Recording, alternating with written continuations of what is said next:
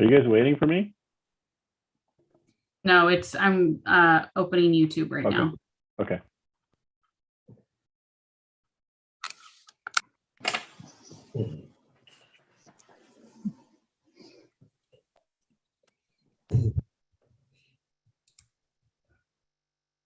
Okay, you are live, Chair Wallace. Alrighty. It's called to order the meeting of the San Ramon Planning Commission for Tuesday, April 20, 2021 at 7:02 p.m. Before we have the roll call and proceed from there, we have some words of wisdom from our city attorney regarding the wonderfulness of our Zoom meeting. Thank you, Chair Wallace. Thank you.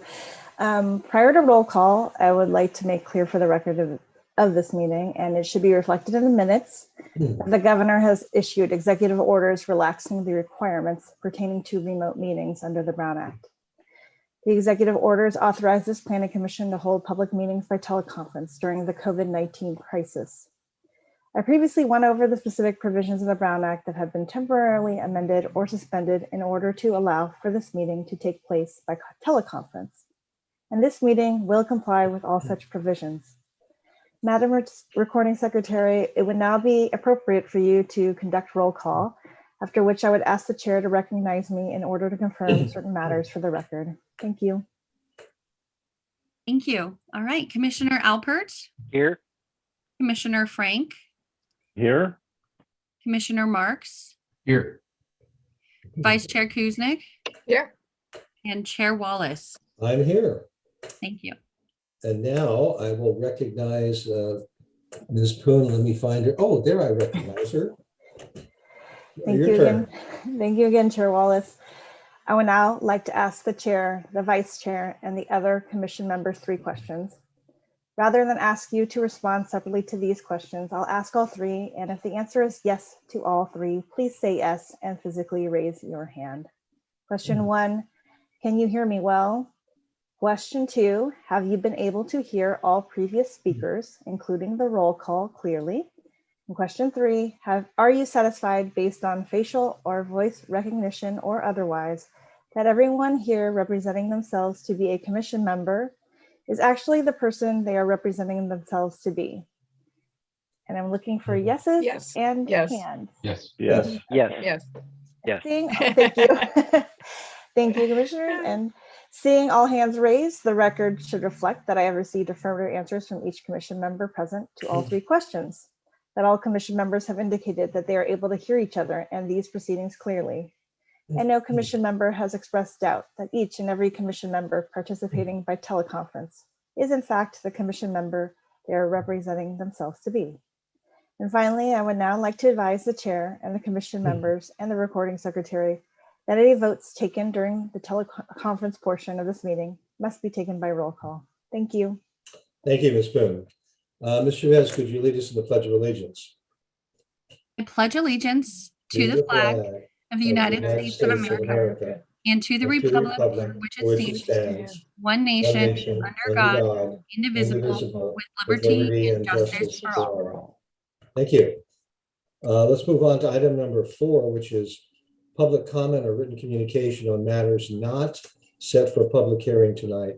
The item that's set for a public hearing tonight is 9.1, the Bridges Golf Club Deck and Building Edition. So public comment at this stage of the proceeding is for those matters other than the Bridges Golf Course.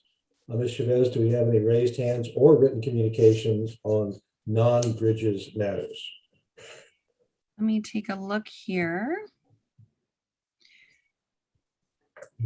I don't see any hands raised, and just to go over my little spiel real quick, if you do wish to speak under public comment, you may click the raise your hand button on your computer or *9 on your telephone to request to speak when public comment is being taken. And just again, this is public comment for those items not already included in tonight's agenda. And Chair Wallace, I don't see any hands raised. All right, and we'll pass on item number 4. We'll go to item 5, additions and revisions. We have none. Item 6, the consent calendar. We have none. Item 7, we have approval of the minutes, and we have 2 minutes up for approval tonight. Minutes from the regular meeting of March 2, 2021, and the special meeting, well, all our meetings are special, March 30, 2021. First of all, do any of the commissioners have any changes, corrections, or additions to either of the minutes? Seeing no heads shaking up and down, I would entertain a motion to approve the minutes from the regular meeting on March 2, 2021. I'll move approval of the minutes from the regular meeting of March 2nd, 2021. And I will second that. Yeah, the motion's been made and seconded to approve the regular meeting minutes for March 2, 2021. Ms. Chavez, can we have a roll call? Absolutely. All right. So we had mover Commissioner Alpert. Yes. We had seconder Vice Chair Kuznick, Yes. Commissioner Frank, Yes. Commissioner Marks, Yes. and Chair Wallace. Aye. All right. Thank you. Item 7.1 passes. Okay, item 7.2 is the special meeting minutes for March 30, 2021. Do we have a motion to approve those? I move that we approve the minutes of our special meeting, March 30th, 2021. I will second it. Okay, it's been moved and seconded to approve the special meeting minutes for March 30, 2021. Ms. Chavez, can we have a roll call vote? All right. Mover Vice Chair Kuznick, Yes. seconder Commissioner Alpert, Yes. Commissioner Frank, Yes. Commissioner Marks, Yes. and Chair Wallace. Aye. All right. Thank you. Item 7.2 passes. Okay, item number 8 is continued items after closing of public hearing. We have none. Item 9, continued items open public hearing. Item 9.1 is a public hearing on the Bridges Golf Club Deck and Building Edition. We have a staff report from Mr. Driscoll. Mr. Driscoll, the floor is yours. Good evening, Chair Wallace and Planning Commissioners. Give me just a moment while I share my screen.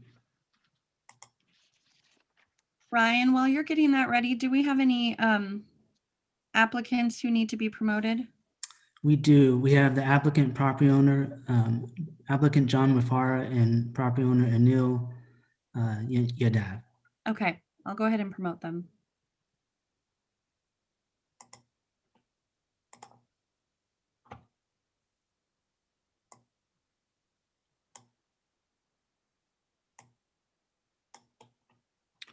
Okay, can you see my presentation?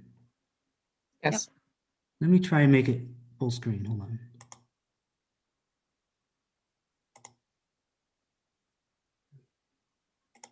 Yeah, I think that works. All right, perfect. All right, so this is an item for the Bridges Golf Club Deck and Building Edition.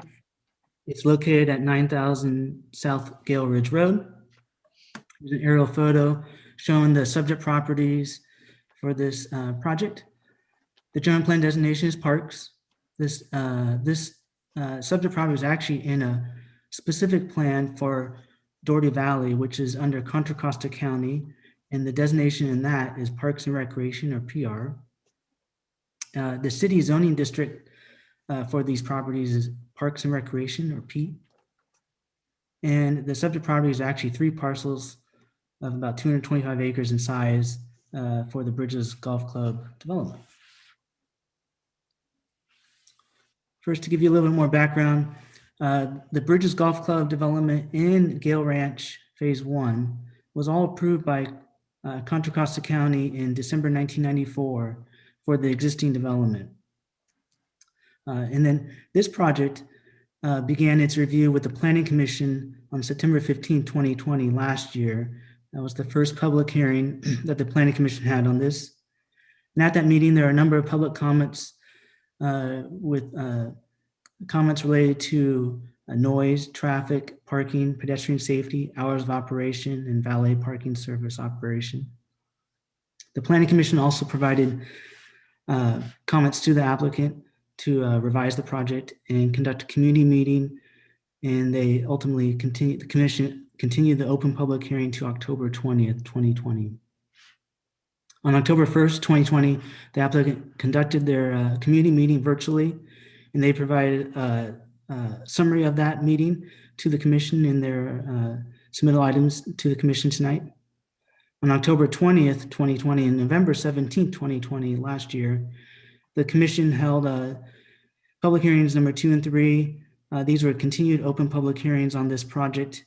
The applicant had not responded to the commission's comments in time for those meetings, but there were still public comments received at the meetings related to noise, traffic, and parking. And then ultimately at the end of those meetings, the commission again continued the project as a continued open public hearing to a future date. So the applicant since then has continued to look at the project, revise the project, and on March 18, 2021, they submitted the revised proposed project to the city. In late March of this year, the applicant sent out a follow-up email to attendees from their community meeting back in October, describing their expanded revised project. And then tonight, we're at the meeting with the Planning Commission. This is public hearing number 4. And this is, again, the continued open public meeting. So since the project has been reviewed by the commission in September last year, the applicants revised the proposed operations.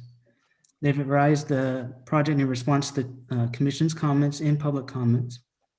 They've modified the scope to provide flexibility for on-site operations.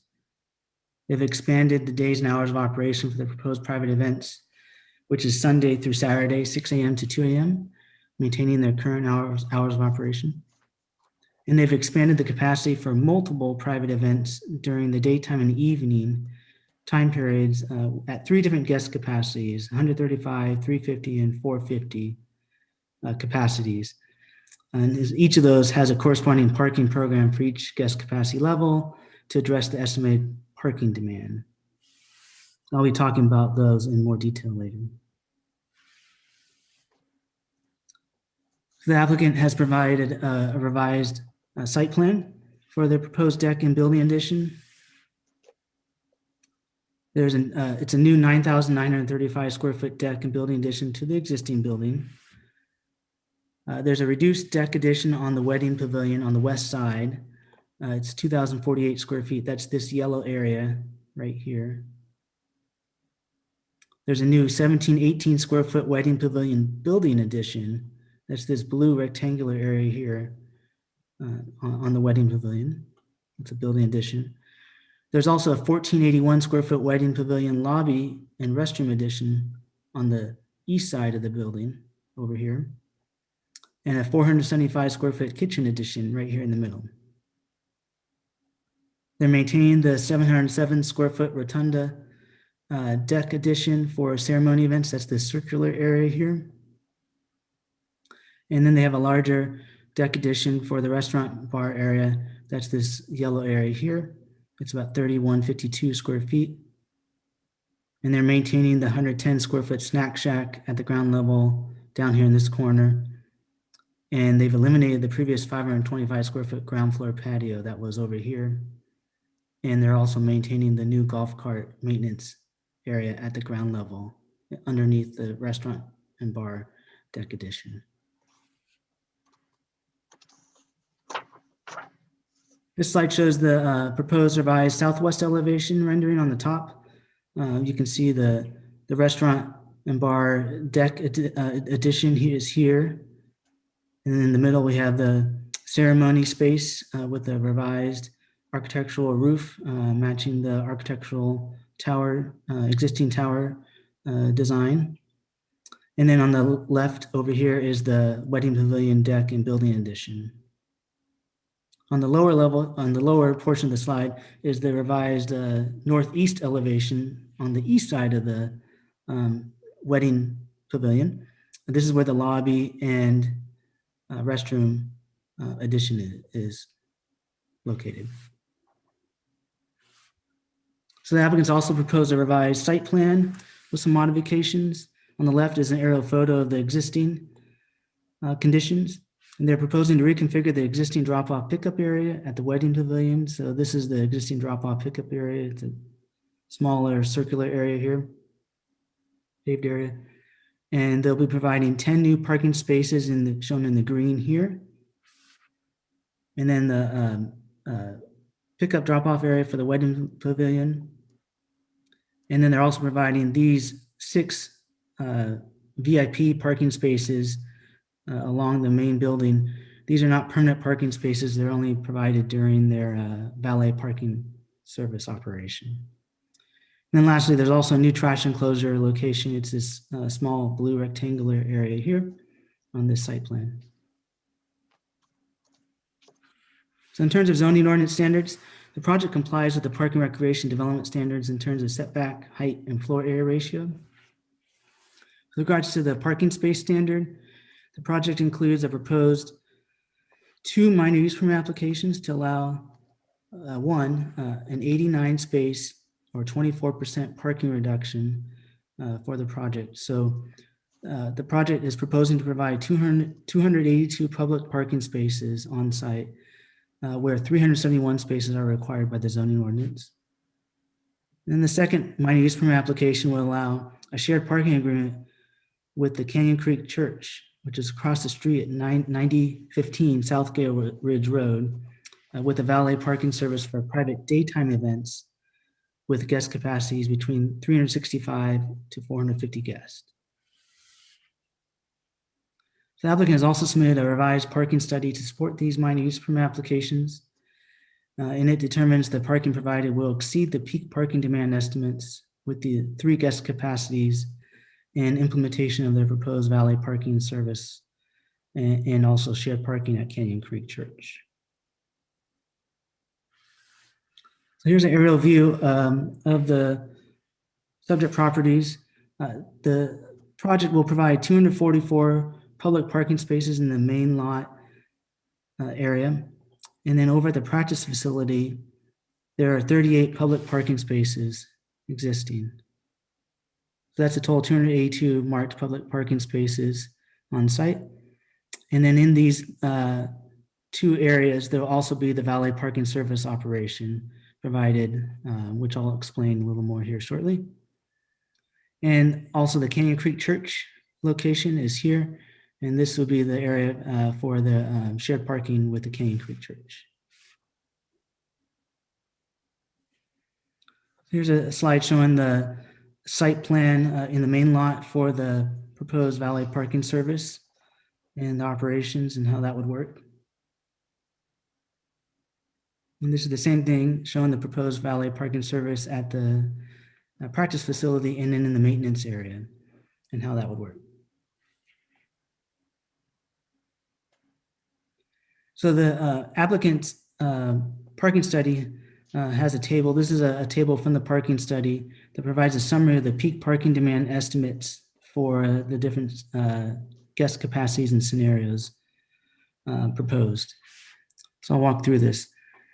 On the left, I provided the maximum guest capacity. So at 135 guest capacity for these first 2 scenarios, for daytime and evening, there would be no valet parking service with 135 guest capacity, and there would be 282 on-site parking spaces, and that would exceed the peak season demand or peak demand, parking demand estimate for those 2 scenarios. The second capacity is 350 guests, and these are both for daytime and evening, and this both would include a valet parking service. And with the valet parking service, there would be up to 400 on-site parking spaces, which again would exceed the peak season demands for both these scenarios.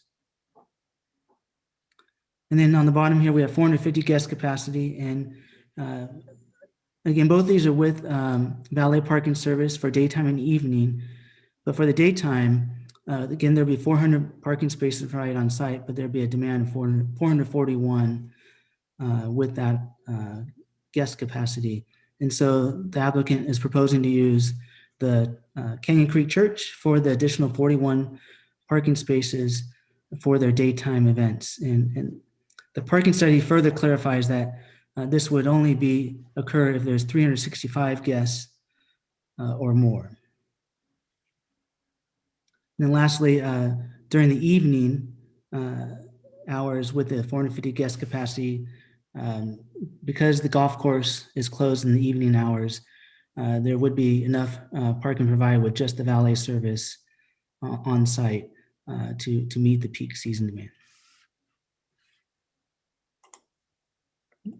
So the city traffic engineer has reviewed the revised parking study and supports the methodology and conclusions provided that the site will exceed the private peak parking demand estimates and will operate properly with the use of the proposed valet parking service and shared parking at Canyon Creek Church. And so staff has included in the staff report in here a number of recommended topics related here to parking that could ultimately turn into conditions of approval for the project if it moves forward. And so the first two items here would establish the time for the private daytime and evening events. So private daytime events would be Sunday through Saturday from 6 a.m. to 4 p.m. Evening events would be Sunday through Saturday from 4 p.m. to 2 a.m. For the third item here is the golf course and practice facility operations shall be closed during private evening events with the clarification though that golfers on the golf course prior to 4 p.m. may complete the course. The fourth item here, the applicant will have to implement the proposed valet parking service for all private daytime and evening events with 136 to 450 guests on site at any one time. And the last item on here, the valet parking services would have to start at least 30 minutes before the start of any scheduled event. There's some additional topics here related to parking. So the applicant had to use the Canyon Creek Church parking lot for private daytime events with 365 to 450 guests on site at any one time. Now, the church parking, though, would be limited in that they would be prohibited from using the church parking during any church services or events. So there had to be some coordination between the Bridges operation and the Canyon Creek Church. So there's not any overlap in their uses and use of the parking.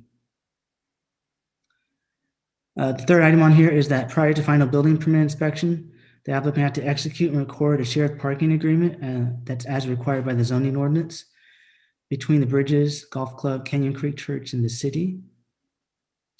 Additionally, the applicant had to install golf cart crossing signage at South Gateway Road at the practice facility location.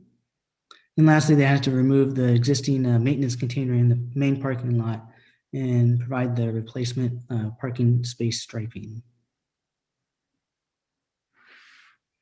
So during the review of this project, there's been a number of noise concerns raised. And the applicant's project includes expanded days and hours of operation for the private events, again, from Sunday through Saturday from 6 a.m. to 2 a.m., maintaining the current hours of operation. And so they're also proposing, though, to prohibit the use of the outdoor deck addition areas after 12 a.m. And that was as discussed by the commission in one of the comments from last September. The applicants also reduced the wedding pavilion deck addition, incorporated a portion of that as an enclosed building addition to the wedding pavilion in an effort to address some of the noise concerns with the private event operation. They'll also be providing some sound dampening building materials in the windows and walls, such as some noise reducing drywall, some thicker insulation and multi-pane windows are materials that could be used. The applicant will also be will also restrict all entertainment, live in or with amplified sound to within the wedding pavilion only, away from the doors on the west elevation of the wedding pavilion. And then lastly, the applicant would provide a phone number to the community so they can contact the Bridges staff during events to address any noise complaints. So again, similar to parking, staff has included a number of recommended topics this related to noise that could ultimately turn into conditions of approval for discussion. So the items here would be to prohibit the use of the outdoor deck addition areas after 12 a.m. as discussed by the commission last time. To comply with the city's noise ordinance performance standard from 10 p.m. to 8 a.m. to incorporate the applicant's revised proposed project elements related to noise as of the items I was just talking about related to entertainment inside, providing the phone number and sound dampening building materials. And then lastly, the applicant would, prior to final building permit inspection, would provide a noise analysis certified by an acoustical engineer and subject to approval by the zoning administrator, demonstrating the installed sound dampening building materials and design is effective in achieving compliance with the city noise ordinance performance standard. And so the staff's recommendation is to open the continue public hearing, take public testimony, discuss and deliberate, provide direction to the applicant staff regarding the revised project, and to continue the open public hearing to a future planning commission meeting date or continued review of the proposed project. I'm available for any questions. We also have the city traffic engineer available for questions. And the applicant and property owner would like to make a statement next, once the commission is ready to move forward. Thank you, Mr. Driscoll. Before we move on to the applicant, do any of the commissioners have any questions at this time for staff?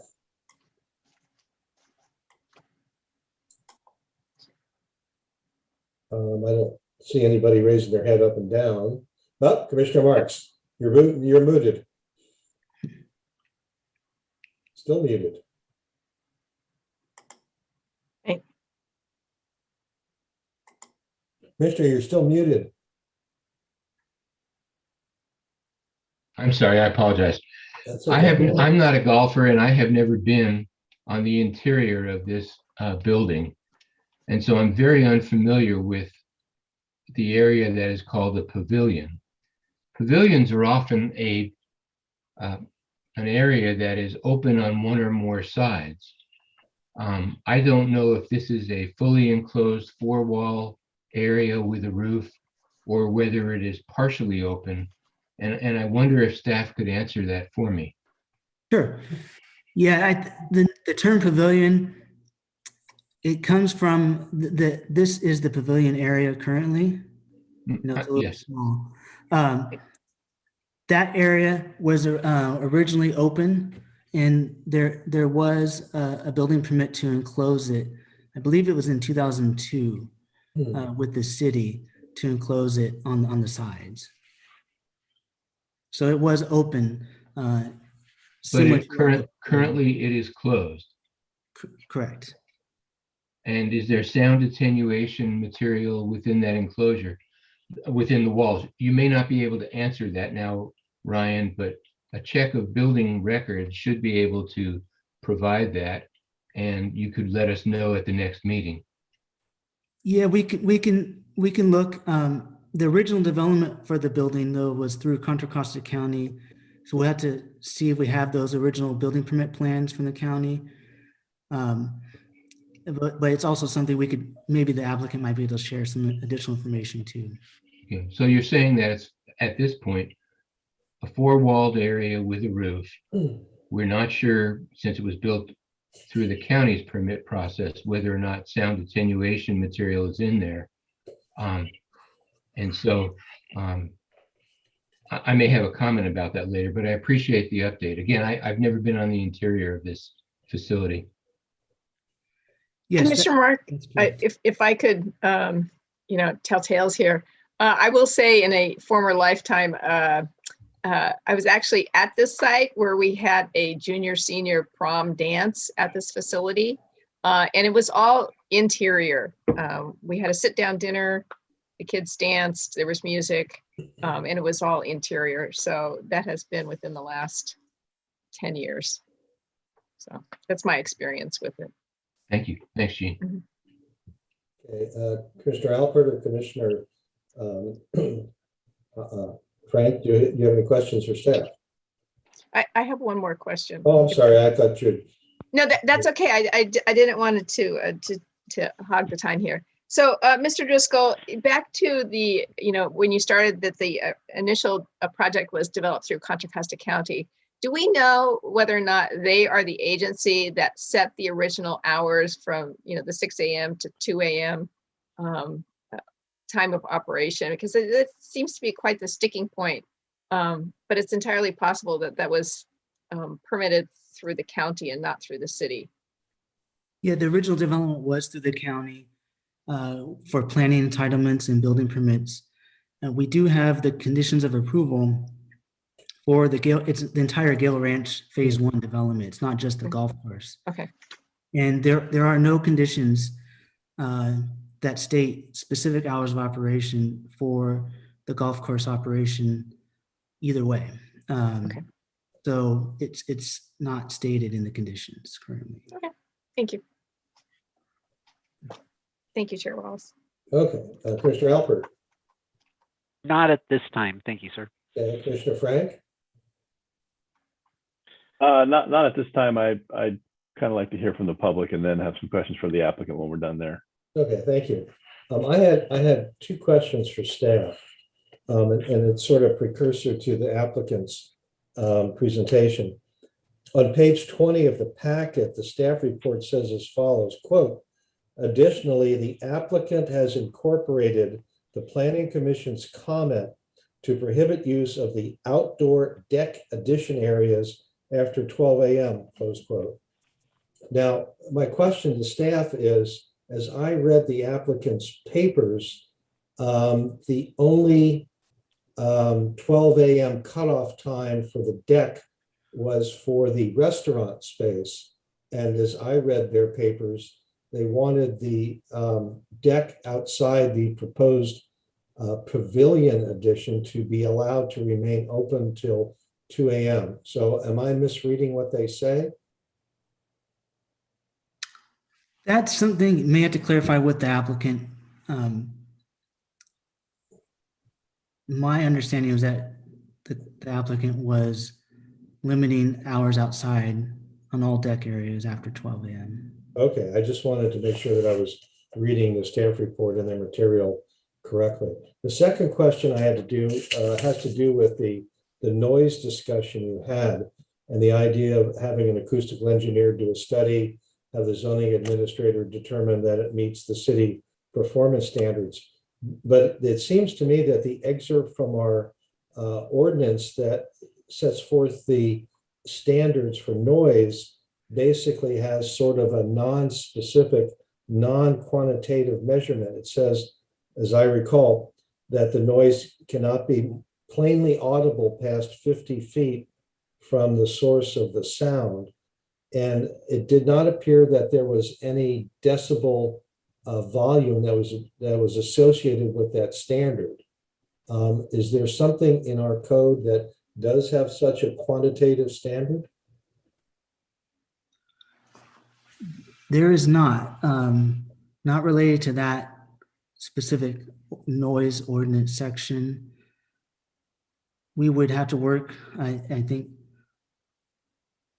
with the acoustical engineer, with the language plainly audible, and then whoever's reviewing it, if it's the zoning administrator or even planning commission, if that complies with the ordinance. Okay, I guess it depends on your definition of what is plainly audible. Last question, I wanted to follow up on a question that Commissioner Kuznick had asked you, and to make sure I understood your answer correctly. I recall from our meeting last year that it was the applicant's position that the allowance to remain open till 2 a.m. had been set by the county when they permitted this development, which at the time was within the jurisdiction of Contra Costa County, not the city of San Ramon. So just to make it clear, in your review of the material relating to the approval for development of the Bridges Golf Course, was there any type of time limit that for which the property was allowed to be operated specifically? Did the county allow this property to be in operation until 2 a.m.? No, there's no conditions of approval that state that. Okay, and in your discussions with the applicant, did they provide to you any documentation or other verification that the county had allowed them to continue operations until 2 in the morning? No, we have not been provided any additional information or documentation from the applicant. Okay, thank you. Okay, do any of the commissioners have any follow-up questions of staff at this point? Chair Seeing Wallace, none. Chair Wallace, actually, I did have, now I did think of my Okay. question. I wanted, Ryan, in the staff report, you commented that you reviewed the police records and noise complaints. Could you share the nature of the complaints, the quantity, the process you went through to review complaints regarding the Bridges Event Center? Sure.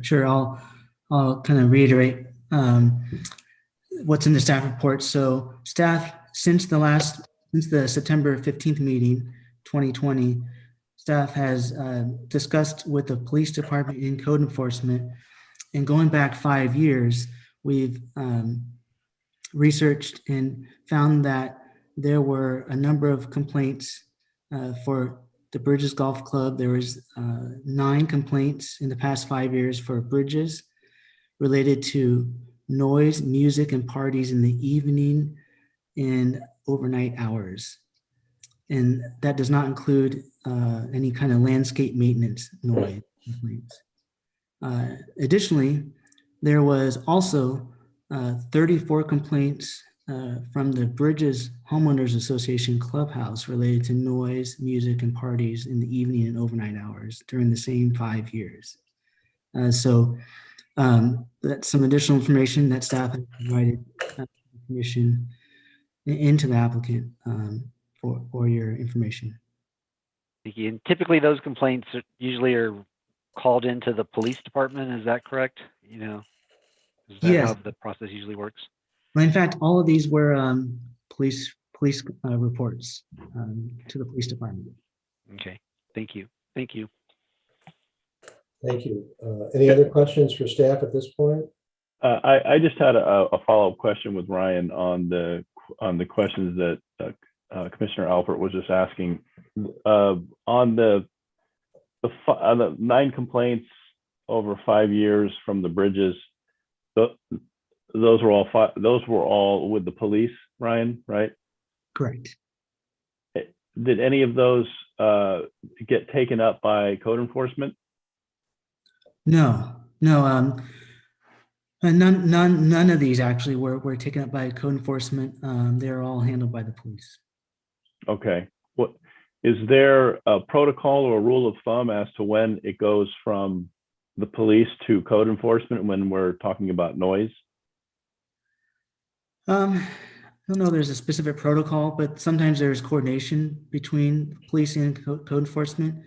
If there's some overlap between the 2 areas related to the complaints. Is that reliant on, say, the police department coming to code enforcement and saying, we think you should be involved, or is that something that code enforcement does proactively with the police? It would be typically, I think, it had to be proactive from whichever side is receiving a complaint to follow up, I think, with the other department, simply for the fact that the other department may not know what's going on. Okay. Into the other departments.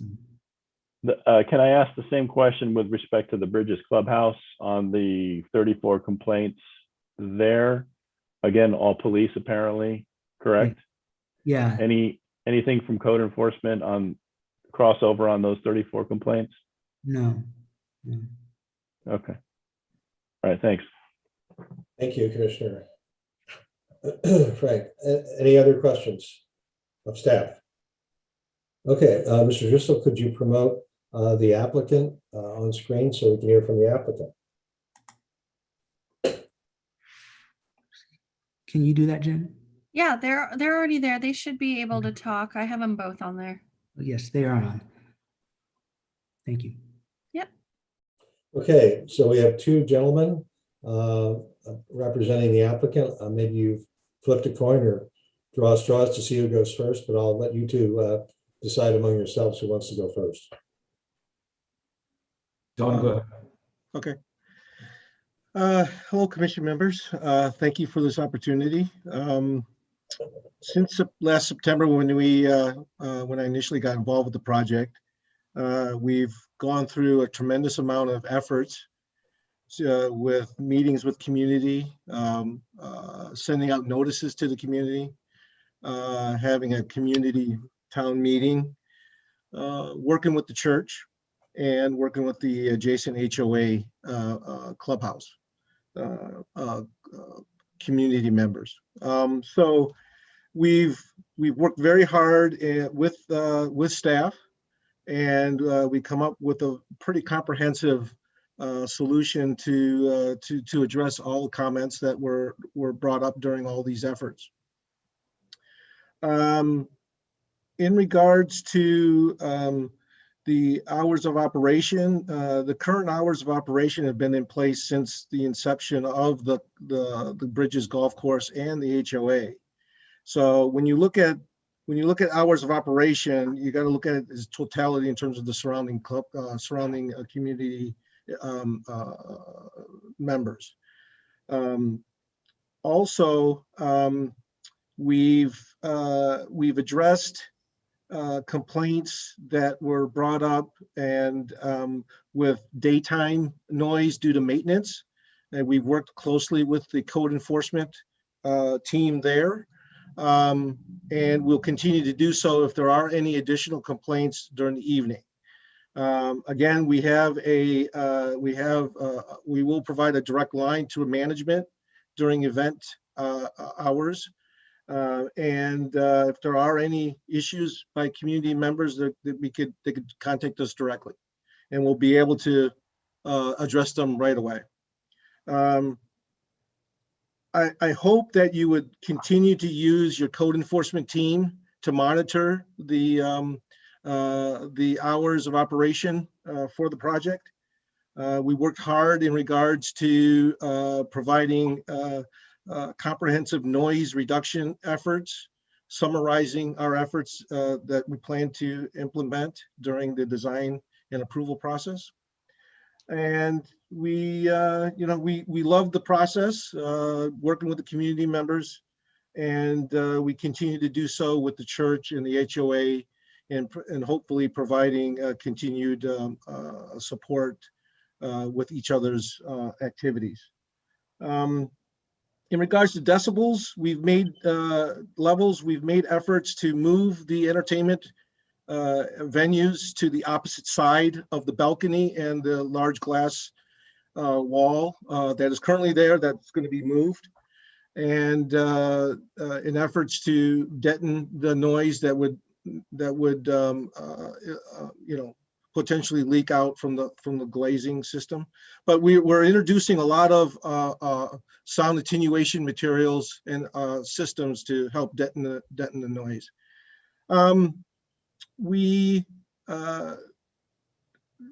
Again, allowing us to continue operation, monitor our activity. We have a great staff that's at every event, and will monitor our activities to make sure that we're compliant. And I will hand it over to Anil. Thank you, John. Hello, Commissioners. So thank you for the opportunity again. But I think the staff and John kind of explained the challenges that we were facing and amount of effort that we put in to mitigate some of those issues. So I think we feel pretty confident that the issues that were addressed in noise and other things are probably be addressed in the constructions. And basically, we haven't had much of the complaint of the noise because we have mitigated those in past as well. As you can see in past 5 years, I mean, we have very limited noise, and a lot of those things can be confused with certain other noises that may have caused the police. But we're very open and concerned about the same concerns, that noise, and we will mitigate in our constructions from the point of how we gonna construct from the walls and the sound barriers, and how we're gonna position the sound systems to avoid any of those things.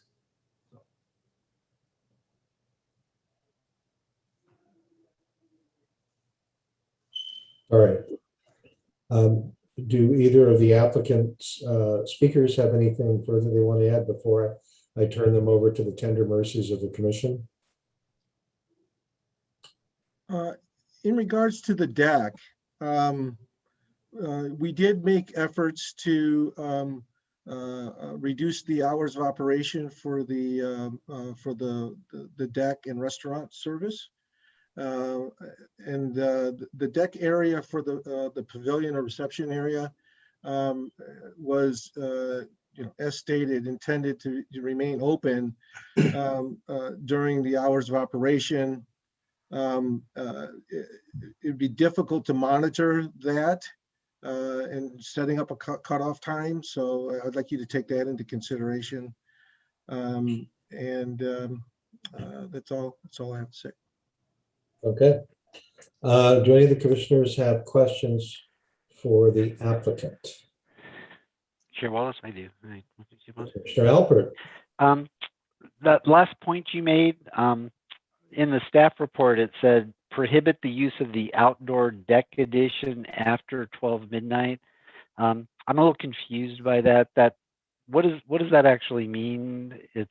It's next to the rest of the wedding venue. So what does it mean to prohibit the use of the outdoor deck at midnight? What does that actually mean operationally? Yeah, what we were trying to accomplish, that any outdoor noise potentially can spill over after hours, after late hours. So what we are going to implement the policy that no noise, no music will be allowed, or any kind of spillover music allowed after midnight in outside area. Everything will be enclosed and will be controlled from four walls inside. Can people walk out onto the deck after midnight? Is it people can walk outside? They should be able to walk in and out, but the potential, any kind of spillover of the music will be controlled, and the sound. So that way they're not taking any kind of noise outside the banquet facility that they will be celebrating. So just mitigate those concerns about the noise after midnight. I see. Okay. Second question: how far in advance do wedding events typically get booked at your venue? Typically, it can be about a year or more in advance, but we've seen as early as 6 months. Okay. So we have plenty of time and opportunity to plan if there's a number of guests are certain, and the number of hires are slower. Okay.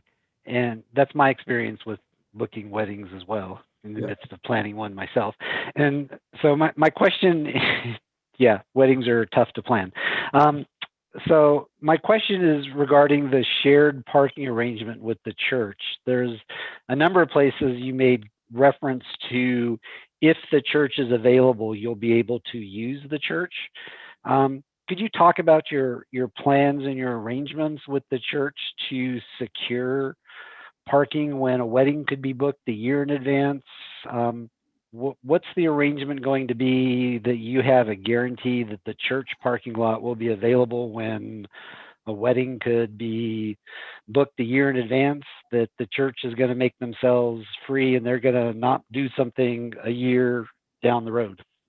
Yeah, no, that's a good question. Of course, we had quite a bit of discussion about the potential usage of the parking in church. So typically, we have not had any large event larger than like 300 in our pavilion. Right now, our usage or allowed capacity is 362 capacity in pavilion site, or we call it pavilion because that's what it was called from the beginning. So we have never had that large of the event held. So I personally don't see that kind of activity taking place more than once or twice a year potentially, because typical size of our activity, the events are like anywhere from 150 to 250 people is what normally we have seen. 300 is very rare. So our usage will be very controlled, and typically it's not in the daytime. Anyway, in the evening, if it happens with that large number of events, we should be able to mitigate. So we would probably never would have to use the church parking because the daytime event is hardly more than 100, 150 people potentially. So they're fully aware of that, and we will have a communications well in advance to understand if it's available. If it's not, we probably will have to mitigate those the number of guests that we will allow to happen. Okay. And just to make sure, the number that triggers the use of the church, I think, was at 365. Is that right, Ryan, in the report? 365 is the number of guests before we need to spill over into the church parking lot. Is that correct? Yeah, and that would be in the daytime. Okay, the daytime? Yes. It is 400. It's Yeah. 400 guests trigger a church, a need for the church. Okay. Yeah. Because we're during the day, we at a certain occupancy or guest event capacity, it would trigger it like at 450. Great. Okay. That's all my questions for now, Chair Wallace. Okay. Anybody have any other questions for the applicant? I just wanted to be clear that the design of the reception area or pavilion is such that we, from the original application, we reduced the area of the balcony at the pavilion. In doing so, we accommodated for separate reception opportunities to accommodate smaller events, which will help us in long term in booking events. So that helps us out tremendously. I have a quick question, Chair Wallace. Yeah, could you just give us a little explanation of why you are only proposing using the church parking in the daytime and not in the evening, compared to using the practice parking for overflow? Because it seems like for church things, there aren't that many things that happen at nighttime, and that parking would be abundantly available. But just some of the thoughts behind. Yeah, well, I don't think based on the usage of the parking availability, will not be needed more than what we have in our facility, because by the time the golf course shuts down and the patronized people, the people who's coming to golf will not be using the parking. So availability of parking will be more. So this only triggers just by any chance we have a larger number of people in the daytime where we have a golf business is open, restaurant is open, and the event is taking place, which is very rare case. Okay, thank you. Any other questions, Commissioner Kuznick? No. Commissioner Frank? Thank you, Chair. I had a question regarding the, I think one of the fallouts from the meeting with the public, and perhaps this may have been brought up at the last meeting, which I unfortunately did not attend, is that you would have sort of a hotline or telephone, central phone number where neighbors would be able to call in real time if they had issues with noise. And I guess my question is, you don't necessarily have to answer this right now, but this is something to consider for when we come back, or if we actually get to a vote on a resolution. And maybe the best way I can do this is to pose it as a hypothetical. It is 1 a.m. and you get a call saying, I'm hearing the wedding singer sing, I don't know, pick your wedding song, Love Shack, for the 3rd time tonight. And I need to, have some peace and quiet. Here's the hypothetical. The administrator, the manager who fields that call is dealing with a party that's paid tens of thousands of dollars for their event a year and a half ago. Is the manager going to be able to go and shut down the band in that particular moment, or take whatever mitigation techniques or measures are needed? I guess what I'm saying is I'm looking to flesh out sort of what would happen when this person gets the call and what this person will be able to do to stop it. Absolutely, that's a good question, and the answer is yes. because that's what they will be instructed to do, and that would be communicated as well, because we're going to have guidelines of where they will be able to use the music and sound systems. Because it is important, as you can see, I mean, 9 is still maybe too many in the last 5 years of noise complaint, but those complaints are mitigated immediately if they had any of those things take place. So our goal and our direction would be to do that exactly. If his guest out of control and if he's too noisy, they will be able to shut the music down or off. Absolutely, and that will be mitigated in our contract as well, that we will have every event user will agree and sign.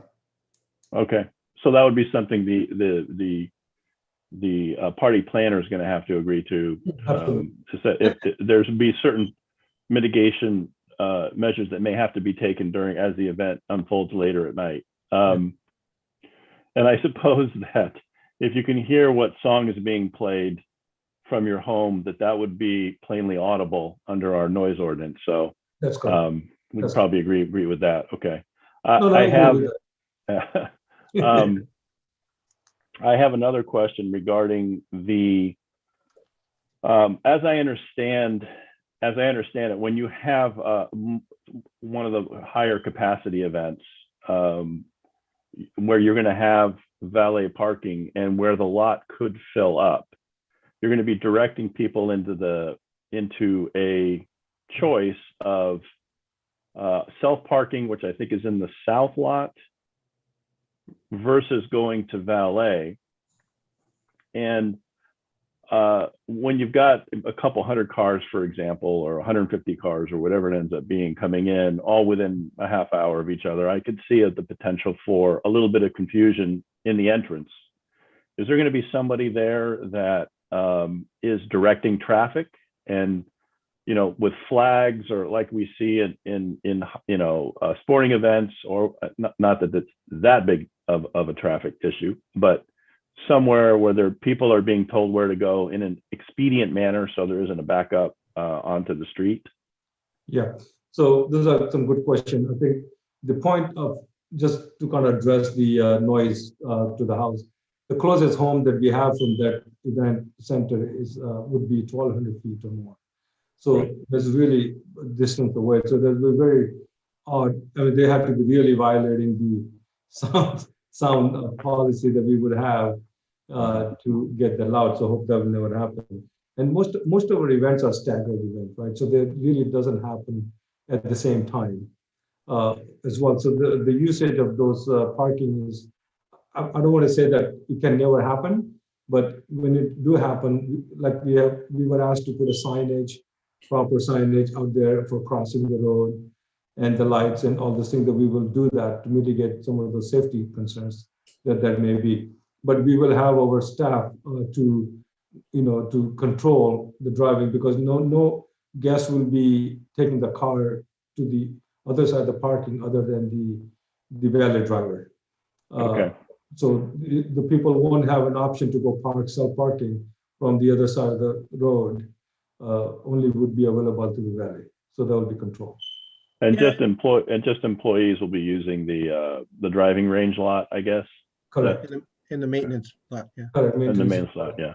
We will also be having staff to make sure that nobody is parking in the adjacent lots that they're not supposed to. So that's going to be important. Okay, thank you. Commissioner Marks, you're still muted. There we go. Thank you. I have a question about the valet parking. The parking accumulation study that was done by Pinnacle Traffic states that the valet parking plan shows that parking for an additional 55 vehicles can be accommodated using a professional valet service. On packet page 34, in one of the letters that Bridges sent out, it says that valet service will be accommodated by trained staff. Correct. So trained staff on your staff, or valet parking from a professional staff working for that firm? No, so the staff will be, because we're going to make that valet service available every day. And so we will have the professional trained staff that who will only be responsible for the valet services. It's Okay, not so gonna they'll be working for the valet parking service. Well, they will be working specifically to this servicing the car valet service. Either it could be professional outside third-party company, or the people that will be specializing, that will be responsible for only doing the valet cars services. Well, that I'm not sure I understand your answer. Okay, so let me say that to articulate. What I'm trying to say is that the people who will be responsible for providing the valet services will be only the individuals who has experience and trained to do that type of job, just like what the third party would be using.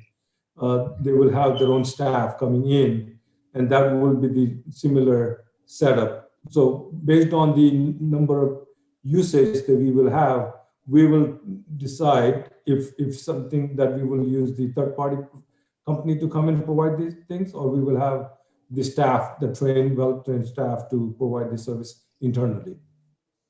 Okay, well, I have a concern about that. If the staff is your staff, valet parking is a tricky kind of thing, and I've been in a situation several times where valet service was called for, and in at least one instance where the business that needed the service thought they had trained staff, but not all their staff was on duty that day or showed up that day.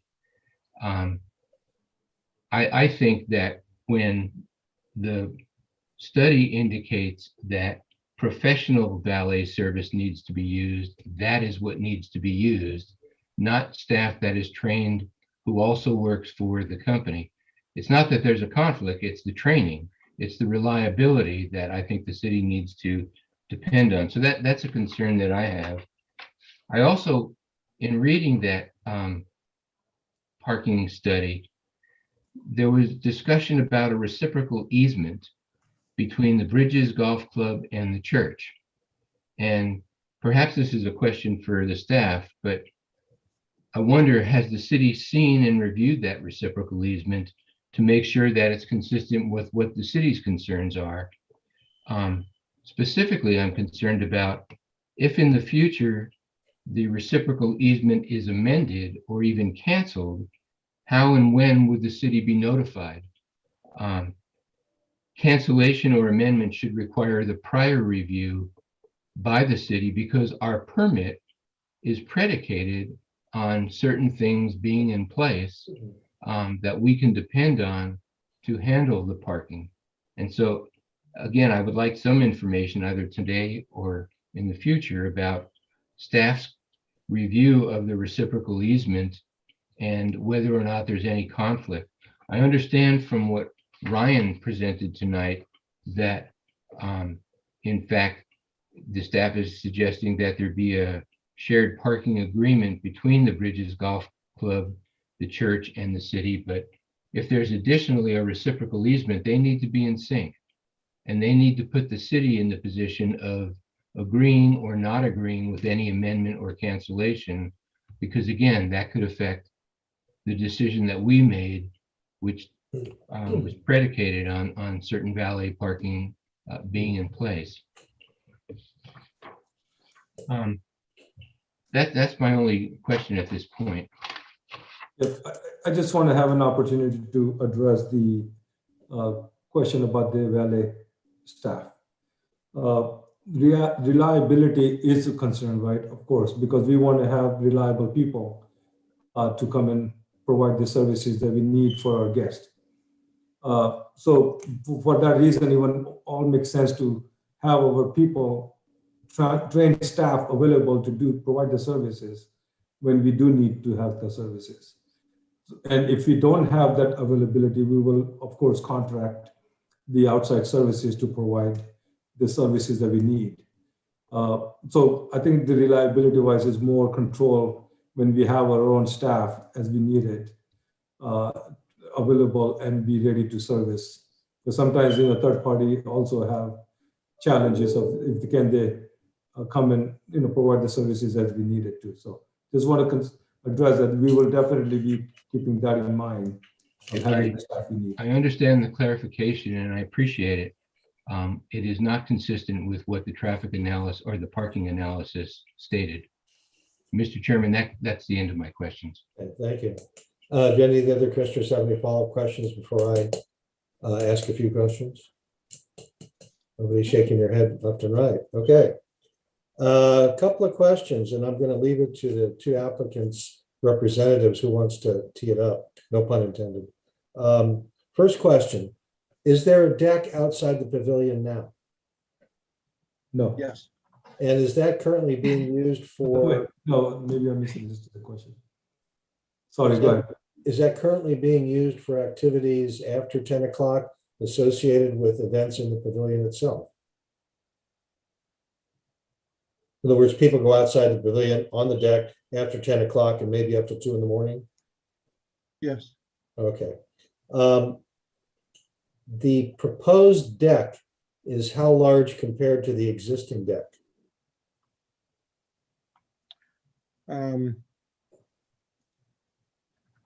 This is an estimation. I would have to say about 2.5 times as large. Okay. All right. Question was raised about the sound baffling for the pavilion. Now, I actually have been in the pavilion like Commissioner Kuznick has. It is on 4 sides. The question I have is, if you are going to install baffling to accommodate the increase in size of the interior space of the pavilion, is it your intention to provide baffling on all 4 walls and the ceiling if it isn't already there?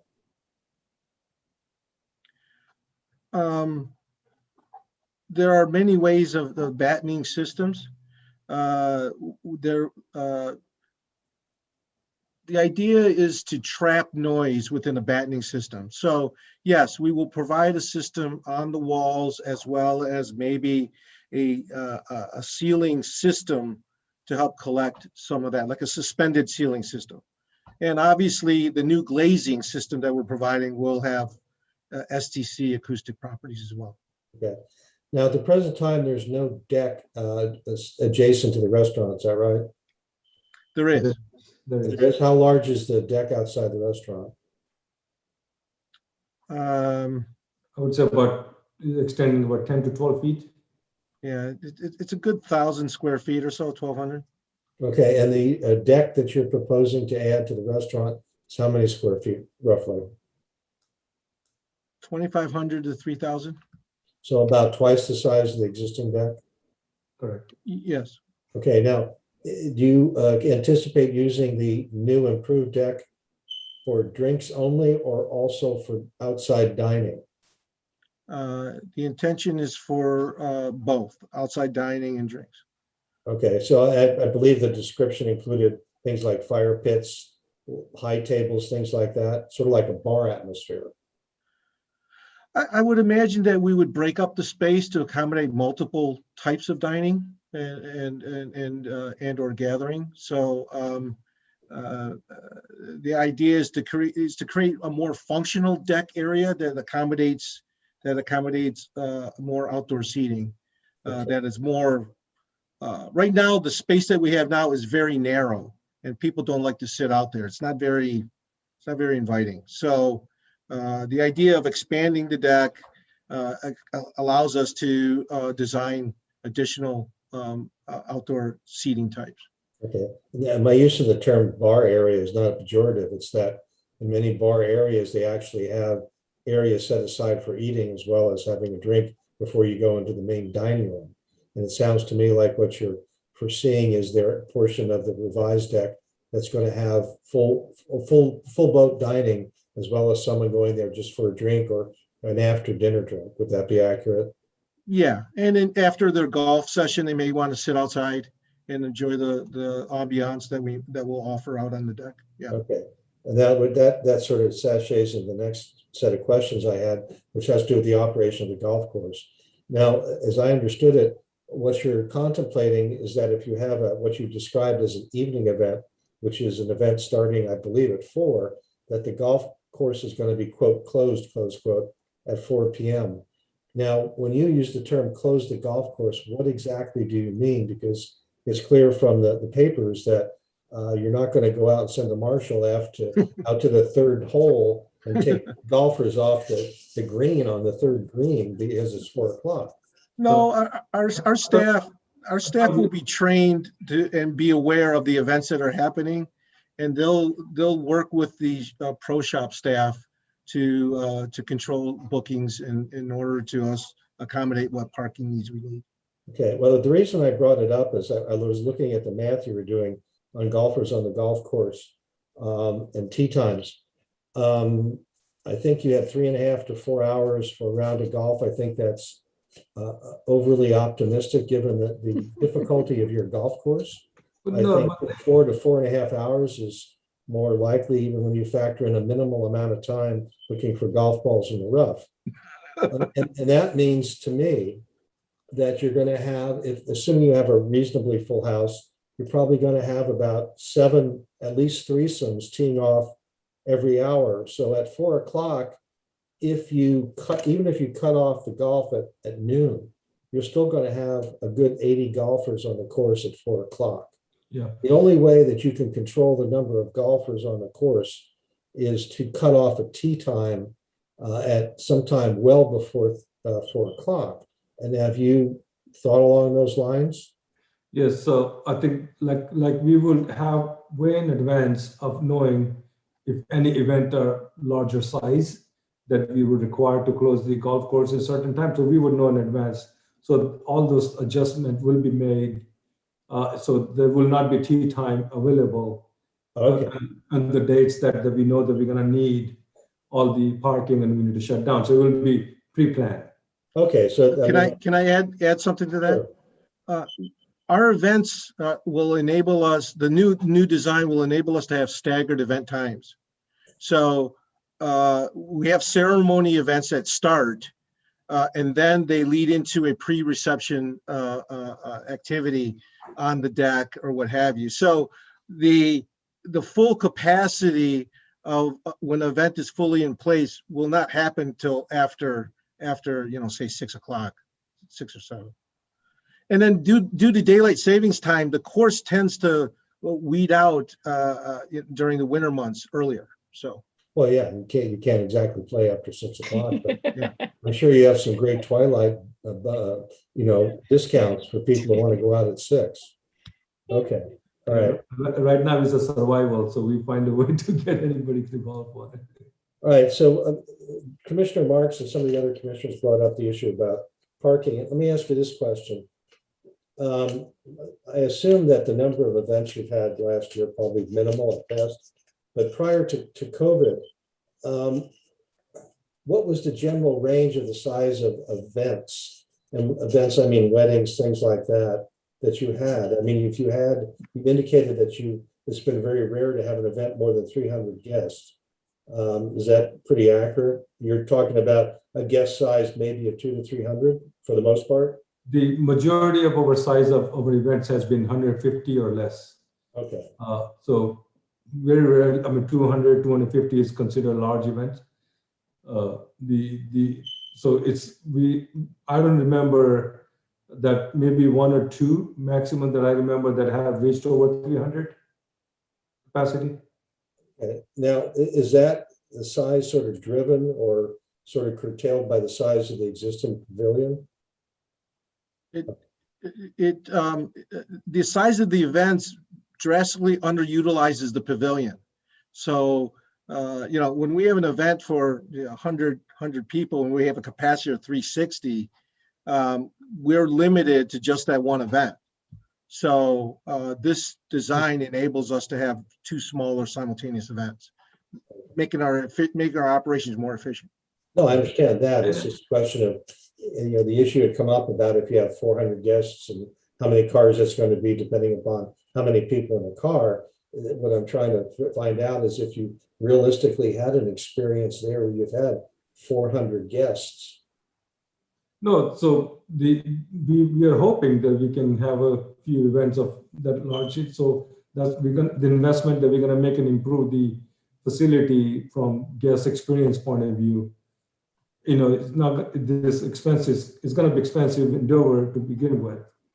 So our hope is that we can provide smaller multiple events instead of, because of our size of events being 100, 150 or less, and because of the limitations on the size and the availability of gathering before going into the event, many times we would have to shut the restaurant down in order for them to get their pre-function gathering and everything else. So that was restricting us from having consistent operations in our restaurants. So by having the larger facility available, it will enable us to just continue to focus on the events in the pavilion side, and the restaurant patrons can be served on consistent basis from lunch and dinner. Okay, and you brought up the restaurant, which is sort of my next area, and that is at our meeting last year, there were a number of comments raised about whether the restaurant was going to be used to host events, so that even if you had 2 events in the pavilion, that's simply not the number of people who are going to be on site. There may be something going on in the restaurant. Specifically, say you had an awards dinner. Are you contemplating that the restaurant, given you have an outside deck now, could be used like for an awards dinner and seat maybe 50 to 70 people for an awards dinner, after which they can filter out onto the deck? Yeah, so the restaurant has its own capacity attached to it. And our goal and our complete strategy is to keep restaurant function as a restaurant, so that we're not changing the hours of operations for the guests, so they consistently can know if they're coming to have dinner and we're going to be open. So we will not be closing any of our restaurant for any private events. Okay, that was my question, is that the restaurant is going to be used as a restaurant and not as an additional event venue. No. Yeah, part of the reasons why we're going through this expansion is to accommodate more consistent restaurant service, where we are able to have brunches on a regular basis or special restaurant activities on a regular basis without it being interrupted due to private events. Right, and I understand that, and I raised the question because that issue had come up at our meeting last year, and people have expressed concern, as I said, that the restaurant could be turned into basically a third event venue, which would exacerbate what were perceived to be additional problems. Yeah. Okay. The sort of the last question I had, and maybe this is a little bit premature, but I know in the staff, well, let me go back. You have a rotunda that you planned. I assume that was where certain events were going to take place, like a wedding, bar mitzvah, things like that. A ceremony? Yeah, ceremonies. That's good. Maybe, okay. Now, it would only be used for that specific function, and once that ceremony was over, people would then go to the pavilion to either commiserate or celebrate? Yeah, so the usage of the parking is calculated in event that place has been occupied for whatever the purpose would be. So any of the usage that we will have, either rotunda or the restaurants or pavilion, will be complying with that number of usage that is required. Do you anticipate that people will be using the rotunda to congregate for drinks and conversation, either from the restaurant or from the pavilion? Or is it going to be shut down after the ceremony? Yeah, no, that part, I don't think that will probably be functional from pavilion people to come and use rotunda. That would not be accepted. For photos, yeah, they'll use it for photos and things like that after the ceremony. The purpose is to provide another ceremonial spot for wedding purpose, or any of them want to use that instead of outside the grass area. Okay. So the idea is once the ceremony is over, you show them into the pavilion, and the rotunda is then cleared out. Okay. Correct. Right. Last question I had was, the staff report mentions a potential lot line adjustment. And I was wondering if you knew anything about that and could provide a little bit of meat on the bones for that. No. No. Yeah, so no, I think what was happening is that the deck area might be overflowing into the other lot size that we also own, of course. So we Okay. wanted to make that adjustment to make that into one parcel instead of over crossing to the different parcel. Okay, so if there's an encroachment from parcel 1 to parcel 2, there might be an adjustment to allow the Correct. encroachment now to be in parcel 1 instead of parcel 2. Correct. All right, okay. Through the chair, I can respond a little bit more information on that. Okay, There is, yeah, the deck addition on the wedding pavilion and building addition would go over the existing property line. And so there's a need to adjust that property line and move it. And that it would be a condition of approval for the project to complete that, for the applicant to complete that before they get their building permits. you just don't want to rely on adverse possession. Yeah. Oh, okay. All right. Okay. Now, after those long-winded questions and succinct answers, do any other commissioners? Commissioner Grosnick, you already raised your hand. Yeah, I apologize. But listening to such great questions, the couple more popped into my head. So in the parking studies, one of the things I really noted was that the valet service, when it's maxed out, is parking cars in the driveway and in the areas between the cars. So, but have you accounted for ride-hailing services like Uber or Lyft to be able to get in and pick up people if they choose that option? And then the other question is, if people come in limousines, where that they aren't your typical parked car, where will they go, and how will that fit into the parking analysis and the study? Because again, my experience at a high school function is there's lots of limos, which is a good thing, but Yeah. they got to go somewhere. You went to a much different high school than I did. Well, different neighborhoods. Yeah. Well, the center aisle, If they're coming in limousine, that means they're bringing less car That's right. to the event. So that helps anyway. it does help. But the Yeah. center aisle will have opportunities for valet parking on one side, which was approved by the fire department. Okay. But they'll also have direct access to the turnaround, anybody coming in, and then they'll be able to flow directly out using the southern part of the parking lot. So they won't get caught up in the congestion or valet drop-off area. And I'm sure our staff will direct them accordingly when they see the signs. Yeah. Okay. In regards to limousines, we have an area there for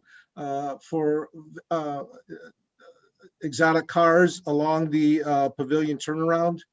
I'm sure we could find a space for a limousine there, but generally the limousines don't stay on site very long. They usually go and come back. So just to answer your question. Okay, thank you. Thank you, Chair Wallace. All right. Any other questions from the commissioners? Okay, so let's move on in steps for public comment. And before we start, I first want to ask Ms. Chavez, do we have written comments? I believe we received 2 prior to tonight's meeting. So I'm wondering, can you give me a number of the written communications? And second of all, do you have at least a tentative number of people who would like to make oral statements to the commission during public comment? Yes, absolutely. So right now in public comment, I am seeing only 1 hand raised at the moment. And in terms of our late communication, we did only receive just the 2. Okay, all right. So at this point, what I'm going to do is to open up public comment, then ask Ms. Chavez to tell the public how the public comment is going to be handled. Then we will proceed. Ms. Chavez will give us a synopsis of the 2 written communications we received for the record, and then we will proceed to oral public comment. So let me open up public comment. Ms. Chavez, if you would enlighten the public about how we're going to proceed at this part of the proceedings. Sure. So same kind of deal like before. If you do wish to speak under public comment, you can click the raise your hand button on your computer or *9 on your telephone if you're calling in, and you can request to speak. And at this time, we are addressing, or we're having comments heard for item 9.1. So moving forward with the 2 late communication public comment items we received, one was from James Clark in opposition to the project. Another we received was from Nisha Dada, posing questions to the commission and also voicing opposition to the hours of operation. And both comments were provided to the Planning Commission in advance of tonight's meeting. Okay, so let's move on to oral public comment. Mr. Vince, could you call the first person? Sure. So it looks like we now have two hands raised, and I'm going to give Lauren just a moment here to get our timer up. And I just want to confirm, are you still okay with doing a 3-minute comment period? Yes. Okay. Thank you. Although you get brownie points for being less than 3 minutes. All right. So whenever Lauren's ready, I'm just going to wait for his cue, and then I'll call in the first speaker. Can you see the timer? Yep. Okay. All right. So we'll go ahead and call our first speaker. We have Travis. You can go ahead and speak whenever you're ready. Great. Hi, everybody. Hopefully you can't see my video because I'm in my garage here. I am the pastor of the church across the street. And so I told John that I'd be more than willing to call in and help in any way, explain or answer any questions. But yeah, just offering some testimony. We've had a tremendous relationship with Bridges Golf Course over the last 12, 13 years. I've been there the entire time at the church, and wonderful communication between our administrative staff and theirs. They've been very respectful, and it's been a wonderful relationship for us as well, as we have several times a year events that we require the use of their parking lot, and they've been incredibly generous in that sense. Also very helpful even during COVID. We had some bathroom issues, and they helped us out with those as well with some of our kids. And so just wanted to offer some testimony, just letting y'all know that we have a great relationship with them, appreciate them a ton, and want them to just continue to be able to do what they're doing. But if anyone had any questions for me regarding the parking lot or any of those type of things, I just wanted to make myself available. Thank you. Yep. All right. Thank you, Travis. Yep. Yeah, next speaker. All right. Our next speaker is Derek. You can go ahead and speak whenever you're ready. Hi, good evening. Can you hear me? Mm-hmm. Yep. Hello. Can you hear me? Okay, yes, thank you. So I've been on the calls a couple times now ever since this began, and I think the biggest thing that as a community member is the transparency that I don't necessarily feel has happened or transpired this whole time. Some of the concerns that were definitely questioned tonight, Mr. Comer brought up the question about a rush of cars coming at the same time. Just keep in mind that Gale Ridge Road is a 2-lane road.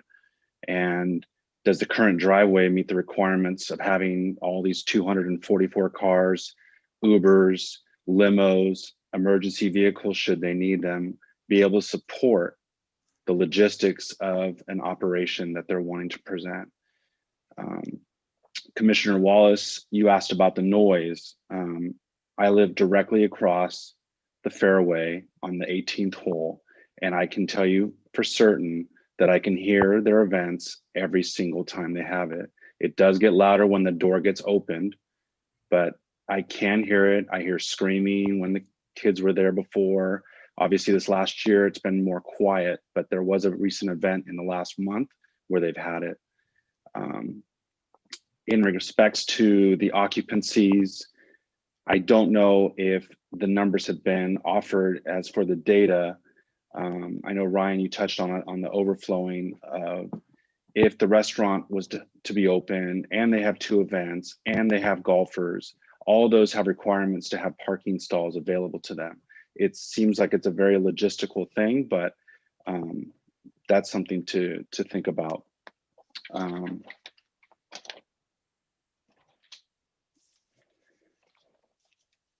My other thoughts were utilities. By adding more bathrooms, by adding more kitchen, you're going to need more sewage, more utilities. These are all things that are going to impact the community as a whole, because now we have to have a greater usage of utilities and resources to support your new growth that you're looking to do. Ultimately, what I think this comes down to for me is the hours of operation. And I truly feel that the goal of the Bridges Golf Course is to have more of a nightclub more than about events. This is about being open till 2 o'clock in the morning. Hosting events is one thing, but I feel that they're going to have music venues and different things going on till 2 o'clock in the morning. And I simply just don't think that that fits the neighborhood. And if Ryan's saying that there's nothing in the county that states about the hours, why is it that they have something that states that there is, or it keeps saying that there is, but there truly isn't? I see my time is up. Again, I'm in opposition in regards to just the hours. And I think that the increase in capacity just does not support a 2-lane road.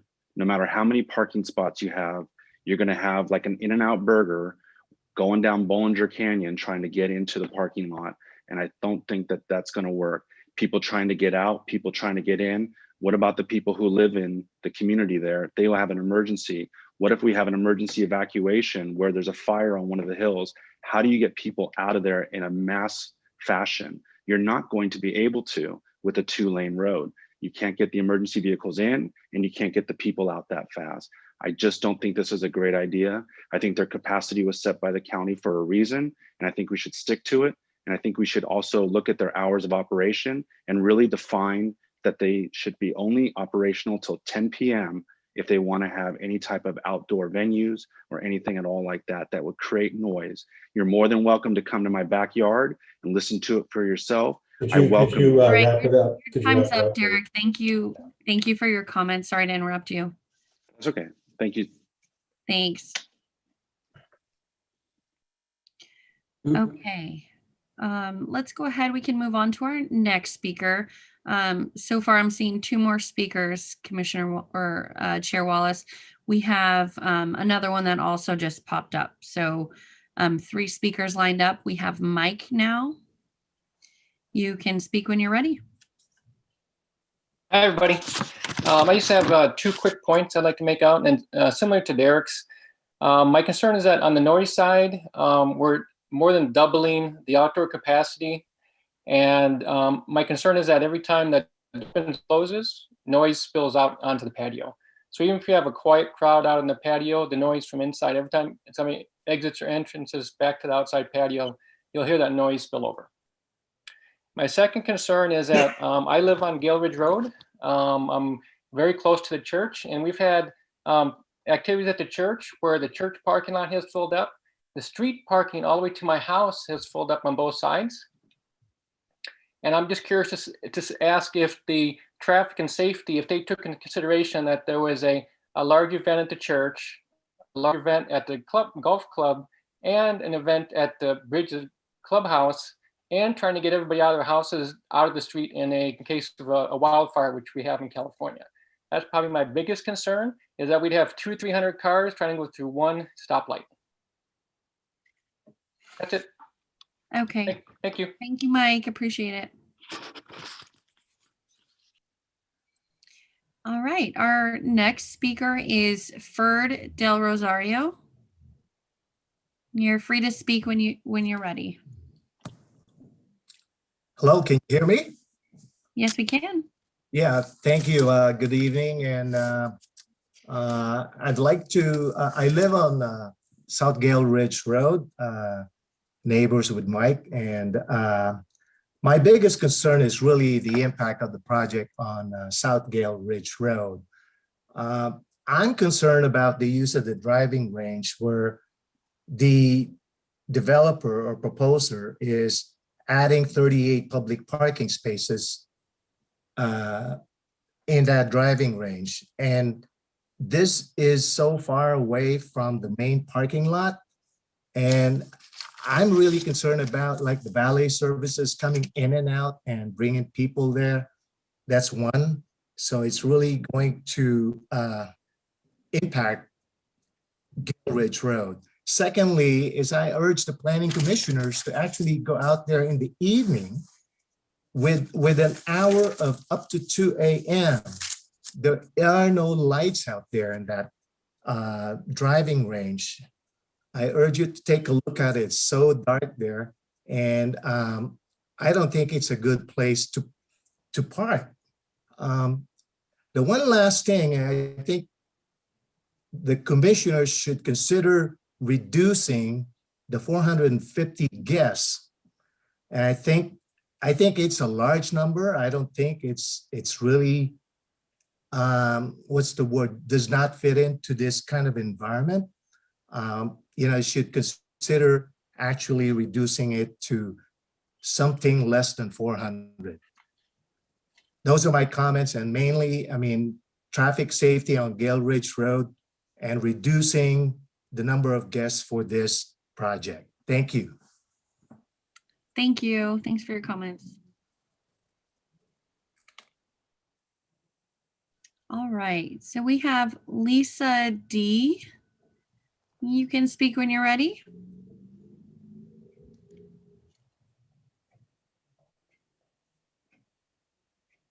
Hi, Lisa. Can you hear us? Can you hear me? Yes. Hi.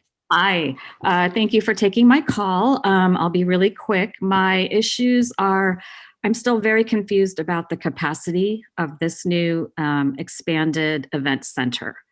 It's just unclear to me. Is it 450? Is it more than that?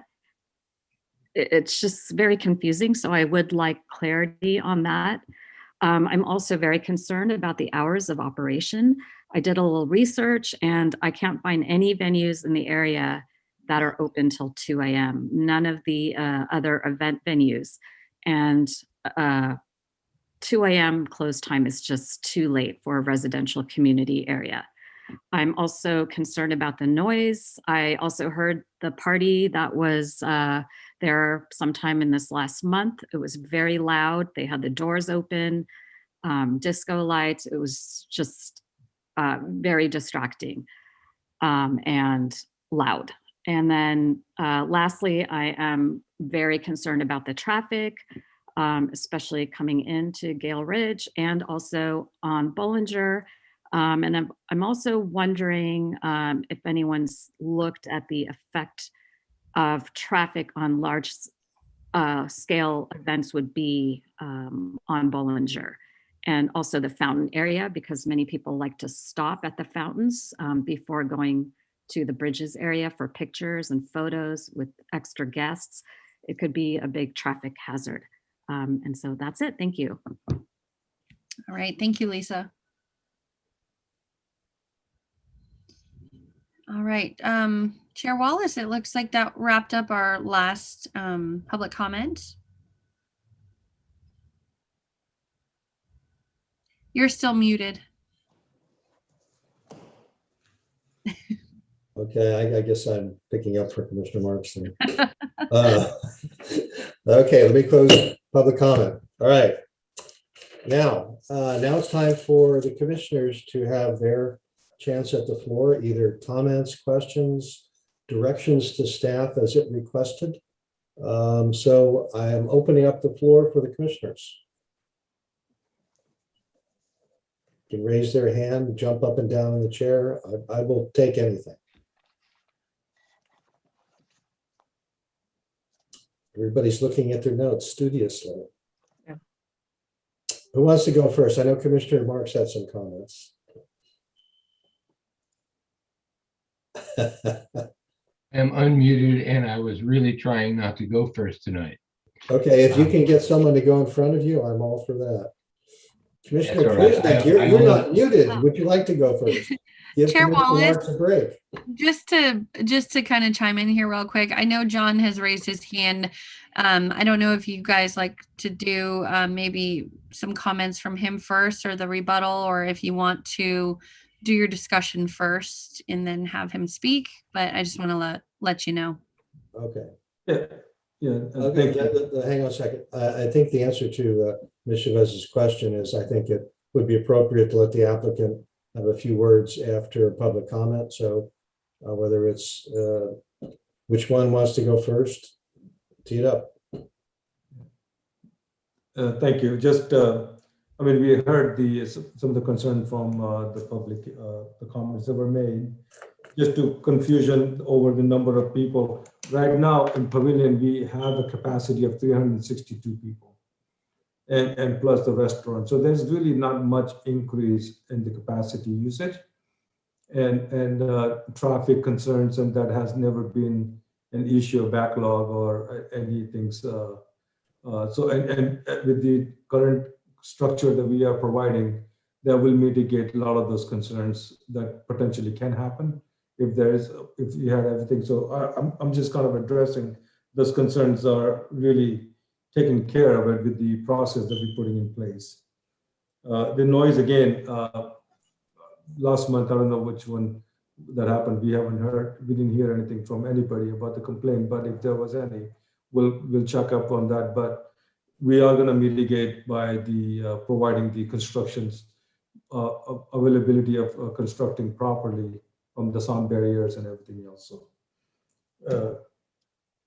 everything else, I mean, they brought up, and I thought we have mitigated with the concerns that we have that we brought up in our planning. Just wanted to address a couple things. We're creating a central lobby and restroom facility to better accommodate the flow of people to each venue. We're not increasing the restroom capacity. We're relocating it from a previous location to better be centrally located. The capacity, the varying capacity sizes of events, we decided to address, one, because of the size of the facility. The 450 person capacity is based on the building code. There's a certain number in the building code that accommodates a certain amount of square footage per person. So we wanted to make sure we had enough parking for that largest size. So our thought process was to go through systematically and go through various event sizes and make sure that we have enough parking for those size events.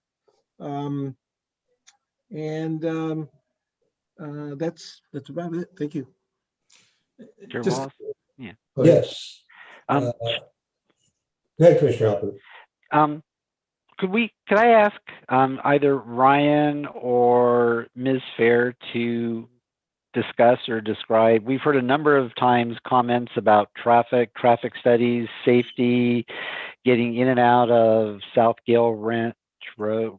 Could we just have some explanation about safety and disaster and emergency vehicles getting out, just to help us understand the traffic study, how that was done, and if there are 3 concurrent events going on, and how does the traffic engineer take a look at scenarios such as that? I think it might help us and help through us, the public, understand how is that looked at and how should we think about situations like that. And then, as I said that, Ms. Fair shows up magically.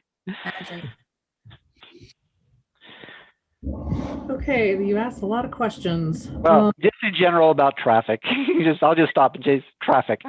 Okay, so since it's an existing facility, and then the addition, we looked at the incremental traffic due to the addition, and it didn't actually generate the need to do a full traffic or a traffic study at all. And most of the business that is done on off-peak periods. So when we do a traffic study, we're looking at peak periods like the peak commute in the AM and the peak commute in the PM. So this facility doesn't really generate traffic during the peak periods on a consistent basis. It's like a special event type of a situation, where if, like a stadium event, where you'd bring in special traffic control. And we didn't see that with this type of venue, with them, doing the valet parking, and they have a lot of queuing area within their parking lot. We didn't see that there would be a need to, or that the traffic was going to back out into the street on Gale Ridge, let alone Bollinger. I don't see any safety issues. We haven't had any safety issues in the past.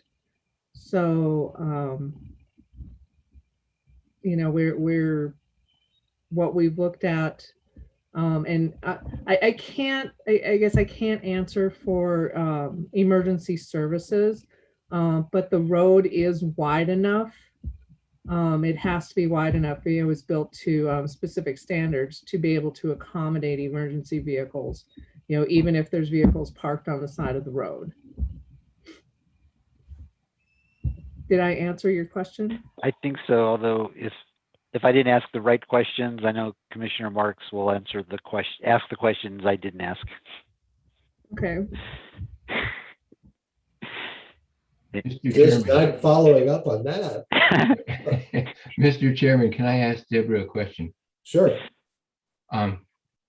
Deborah, I brought out the point previously in this presentation that the parking analysis done by Pinnacle said that the valet parking should be done by a professional valet service. One of the speakers indicated that sometimes they would use a professional service, but sometimes they would use in-house trained staff. If I'm stating that correctly, I think I am, but if I misstated that, they will let me know. But my point is, or my question is, what is your take on using in-house trained staff as opposed, especially for the big events, as opposed to using a professional valet service? That is a bit beyond my range of expertise. I really don't have any knowledge about the operation of valet in terms of a professional service versus trained staff. Okay, well, I appreciate your honesty there. Thank you. You're welcome. Well, since you have the floor, Commissioner Marks, do you want to ask some other questions or to raise some comments at this point? I only have a few brief comments left, that most of what I've been concerned about has been addressed. This is really about two overall issues, in my opinion, and then some site-specific issues. The first overall issue is, how do we eliminate or monitor and minimize any detrimental impacts to the adjacent neighborhood from the expansion and the hours of operation, but also striking a fair and reasonable balance between the neighborhood's concerns and the need for a golf club to address their bottom line. Golf has been declining over the last decade. And with a decrease in green fees and club membership fees, golf courses all over the country have been trying to find ways to stay in business.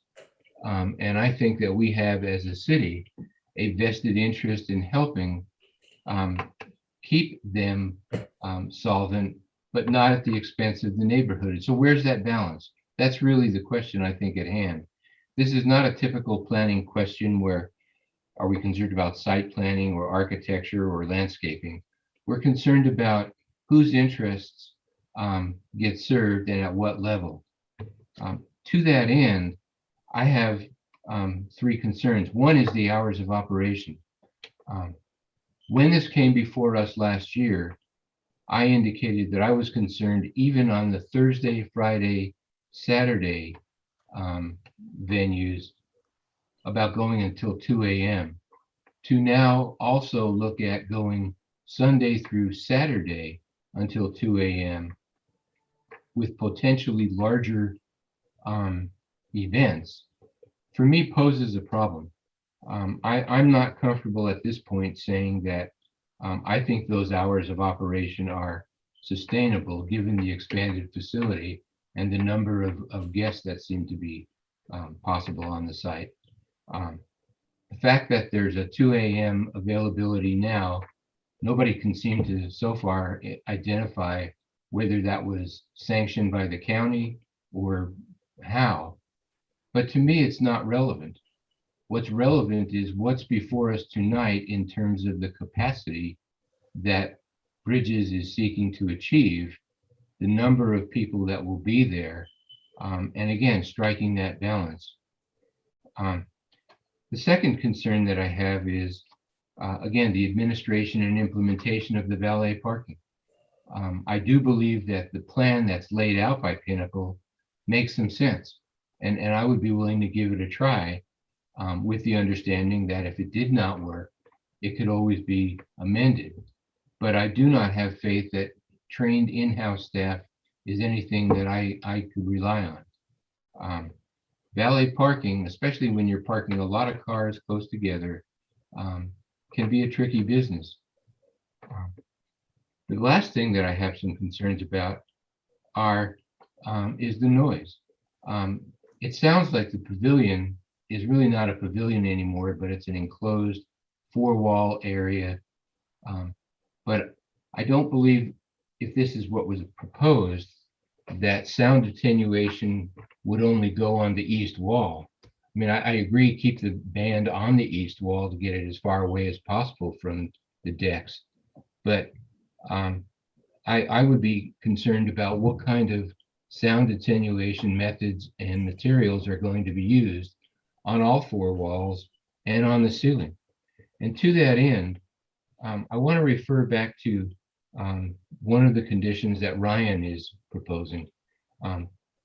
It says, prior to final building permit inspection, provide a noise analysis. I would suggest that, in fact, the acoustic engineer should be contacted to develop the standards and materials that need to be included in the construction documents so that we know that things will work.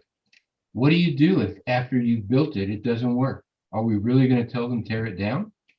What you want to do is right up front, get the right materials according to both the acoustic engineer and the chief building official, make sure that we build to those standards, and then do your noise analysis to make sure that it worked. So with that minor change, I agree basically with the intent of where Ryan was going. I do think that all of the comments, the 16 bullet statements that are on page 11, or I'm sorry, page 10 of the Pinnacle Traffic Engineering Study, or packet page 97, make a lot of sense and should be incorporated as conditions of approval attached to the appropriate permits. And I agree with Ryan that the noise, the proposed noise conditions of approval that he brought to our attention tonight, and which are included in the staff report on packet page 21, should be incorporated as conditions of approval.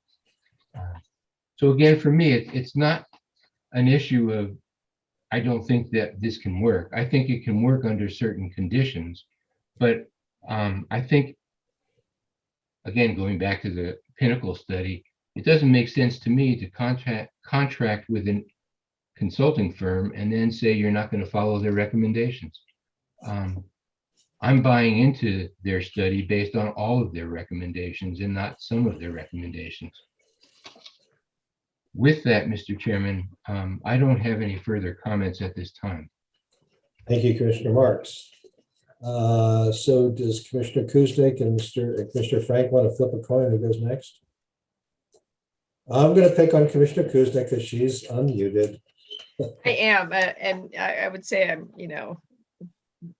anyways, thank you. So first of all, let me just say that kudos to the applicant for all the hard work and really taking into account the variety of comments that you've heard both from Planning Commission, staff, and the neighbors, because I was really quite pleased to see all the modifications in this iteration of your proposal. I think you have come up with a far better design than we saw at the beginning. And so I want you to be recognized for the hard work you did to take into consideration all the things that came up and reworking the design. So I hope that you understand that we're that has been noticed and duly noted. I want to follow up with one of the comments that one of the neighbors mentioned during public comment about the lighting in the parking lot of the practice lot. And I might recommend that, something for staff to consider is maybe this is something that we ask them to put in some temporary lighting. You can rent those big parking lot lights for those events, because they're, that's a legitimate point, that if there's no lighting there because you did, originally never intended to need lighting at nighttime, that might be useful for your valet service whizzing around in golf carts and vendors trying to get in and out and those sorts of things, and safety. And it just, if it's dark. Okay, so there's that. And the final thought that I had, if you know ahead of time that you're going to have an event that at this point seems to be allowable from midnight to 2 a.m., that it might be something that the city can direct you to get a special use permit. I can't say that I know that the city does this, but again, a previous lifetime, I used to have to get special permits in which I personally had to walk neighbor to neighbor to get signatures acknowledging that we were pulling this special use permit, like to block, if you have block parties and things like that. I presume the city has something similar to this, but maybe this might be something that to be considered if in fact they're going to have those, infrequent events that go midnight to 2 a.m. I personally think that, for example, a New Year's Eve party is certainly an appropriate type of venue. And other kinds of things that are community-based might actually go longer than the midnight. And finally, it might be something to encourage the neighbors if you offered them, like neighbors' night at the restaurant, to continue to add goodwill.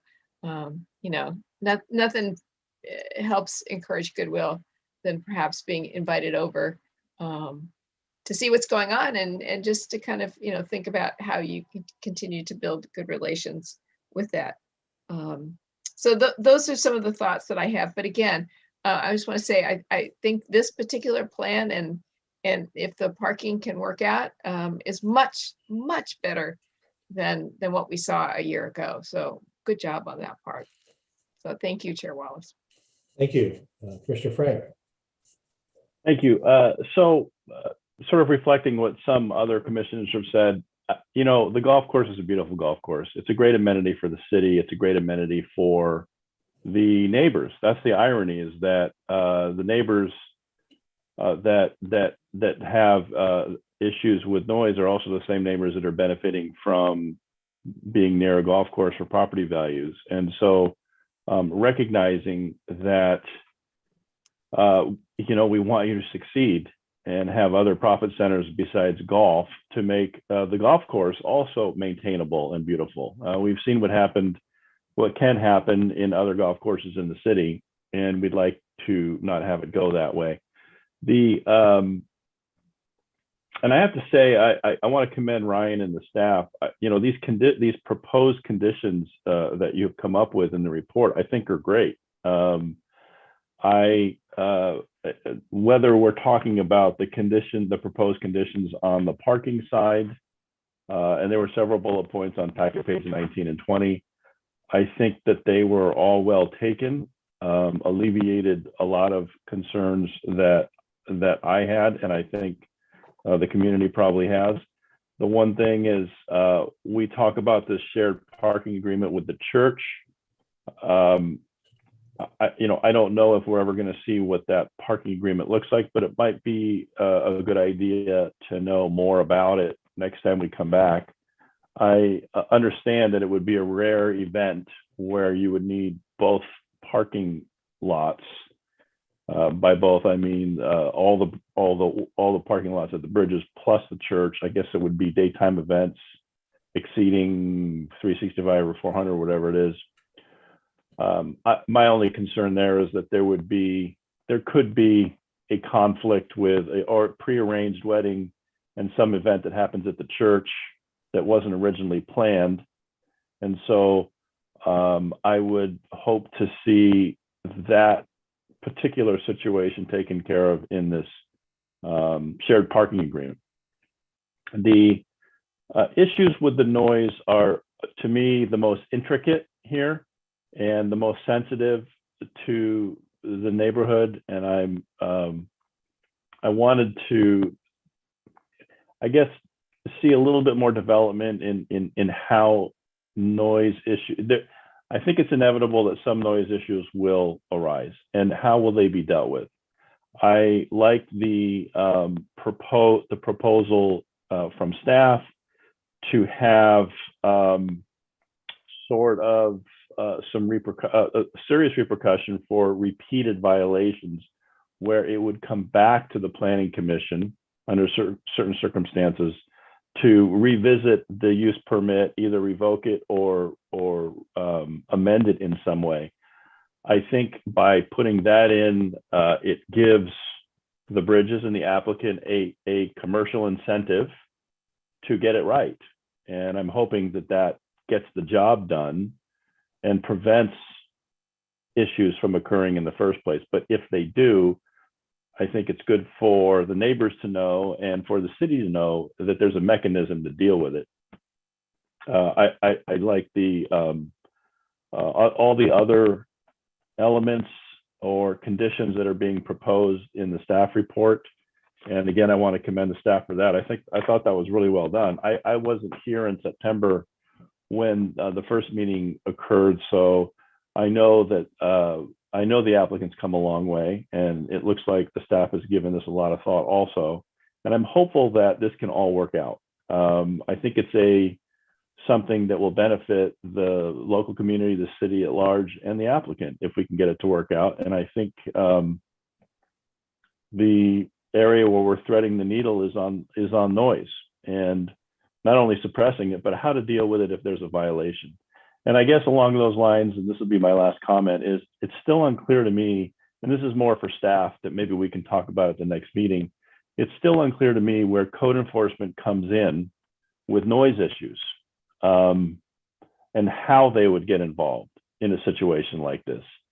If there have been, between the clubhouse and the bridges itself, there have been several complaints over 5 years, yet apparently no code enforcement involvement in any of those. And I'm not making any judgment on that issue. I'm just wondering when they would be involved. So with that, those are my comments for now. Thank you. Chair, let me kind of try and close that loop.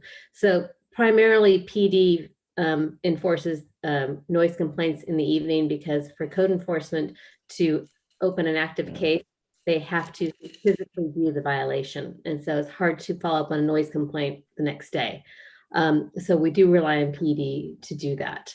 If it becomes, pervasive, basically, and 9 complaints over 5 years doesn't seem to rise to that, then we can take action. If we continue to get complaints such as every weekend there's a violation that we're hearing about, then through the code, we actually can open an investigation and ask them to basically cure the violation or fix it.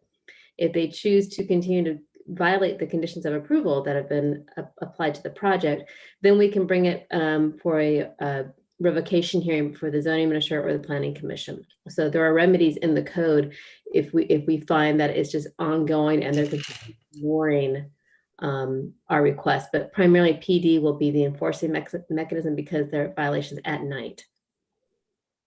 Right. Okay, that makes sense. Thanks, Debbie. Yeah, thank That reminds me. I talked about this a little bit when I was asking questions. The person who's fielding phone calls at the bridges. I know that when my daughters were growing up, if they were making a loud noise in their room, I would text them, and if I heard silence after the text, I felt much better about not only the peace and enjoyment in the house, but my parenting skills.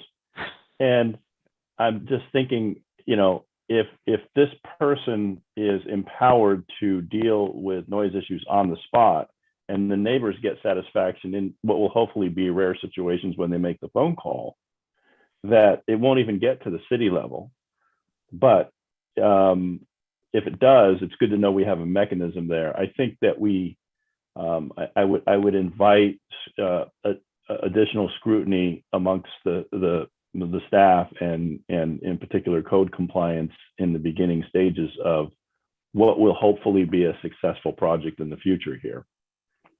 And there's nothing to say that the commission couldn't consider a 1-year review after full operation on the noise.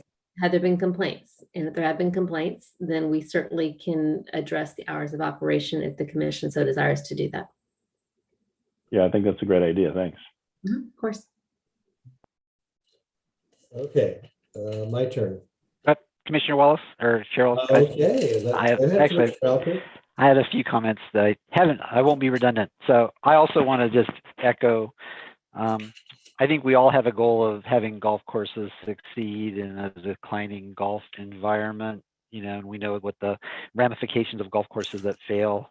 So enough has been said with that. Also want to commend the applicant for listening to us back in October, November, meeting with the community, and I did see some changes. And hours of operation, and I think the hours are really just a manifestation of other issues, secondary issues, namely traffic and noise. If there were, 3 ladies playing cards until 2 o'clock in the morning, no one would care whether they were playing all night or not. It's the noise and it's the traffic that is triggered by a 200 or a 300 person venue that caused the trouble. So I would be most concerned about noise and traffic, as others have. I know we've heard a lot about sound attenuation, and I want to echo Commissioner Marks' suggestion that the acoustic engineer be engaged early in the process, not late in the process.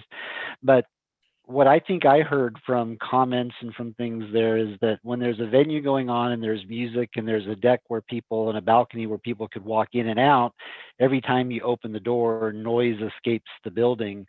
And I didn't get a good appreciation from the plans we saw how the building's designed to keep the noise inside when people go in and out. So perhaps when we look at it next time and you can help us understand how the design of the building is going to keep the noise and all of the things inside when people go in and out. And, if it's not too late, maybe that could be part of the planning process, because I do believe that you can keep the noise inside when people go in and out. And so people can enjoy the balcony and keep the noise inside. I think there's a solution there.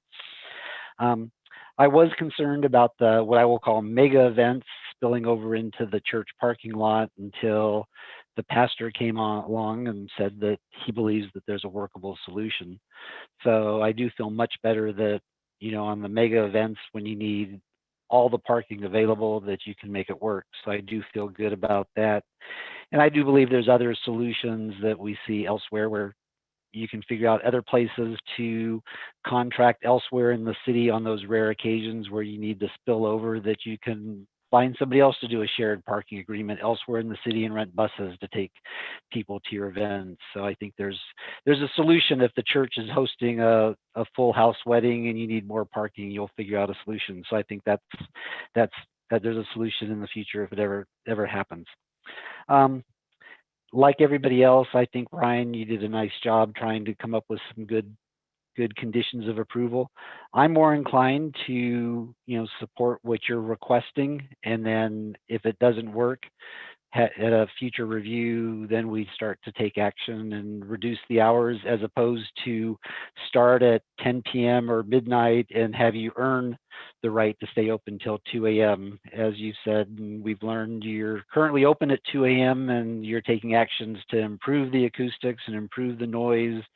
And if it doesn't work, we take action and reduce the hours later on, as opposed to reduce the hours and let you earn back to 2 a.m. So I'm looking forward to the future meeting when we can take a look at whatever changes come forward and the next steps. So that concludes my comments for tonight. Thank you. My comments are going to be more questions than comments. Commissioner Marks had basically 3 points that he raised concerning the project at this stage, and I agree with all 3 points that he made.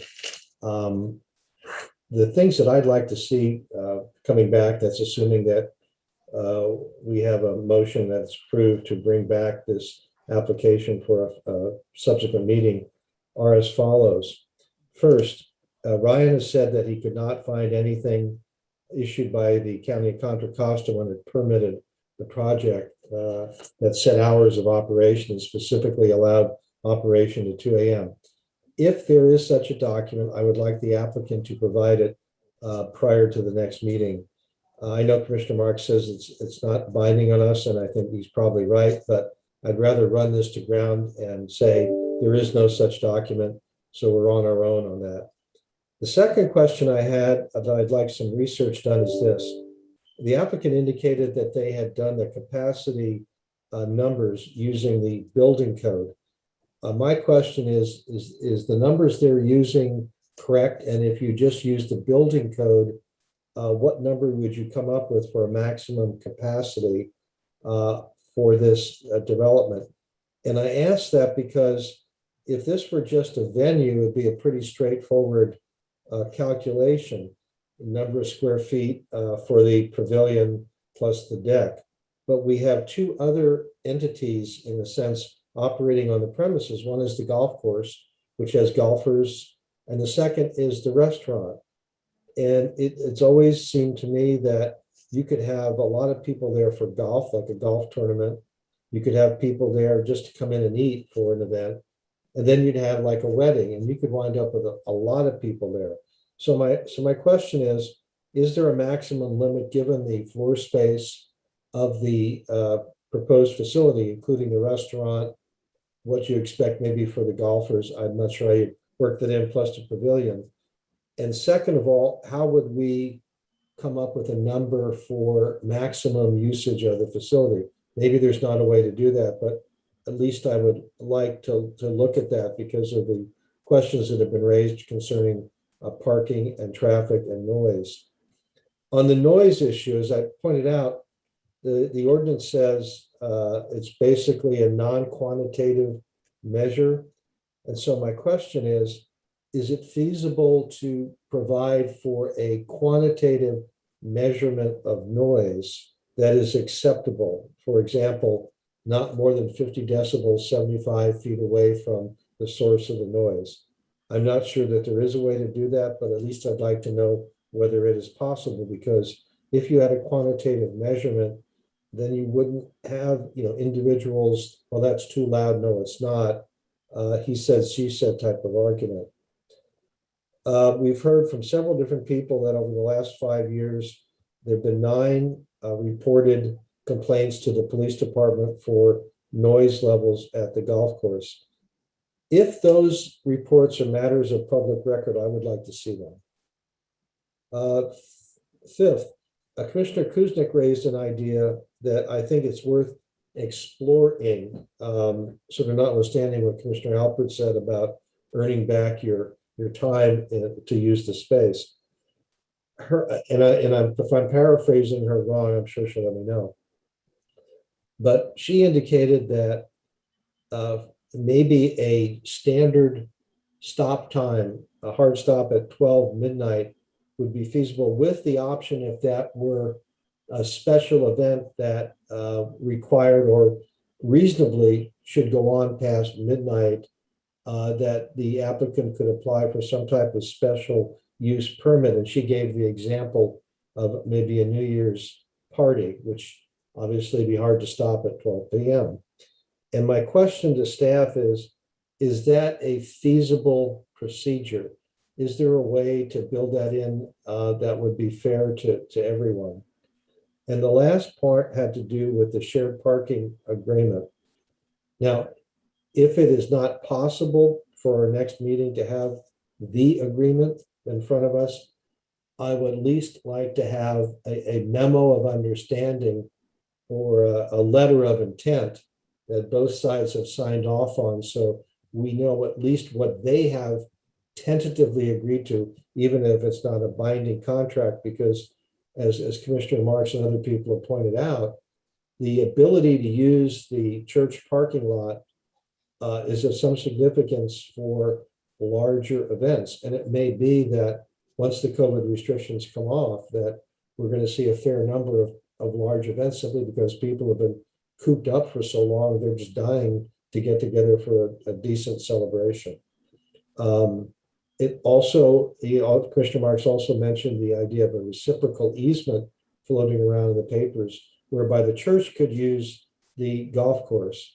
If that's part of the mix in the shared parking agreement, I'd like to know that as well, because obviously the ability to use the 170 plus spaces at the church parking lot could be very significant for a larger event. And certainly I think from the standpoint of the neighbors would assuage some of their concerns about the street being parked,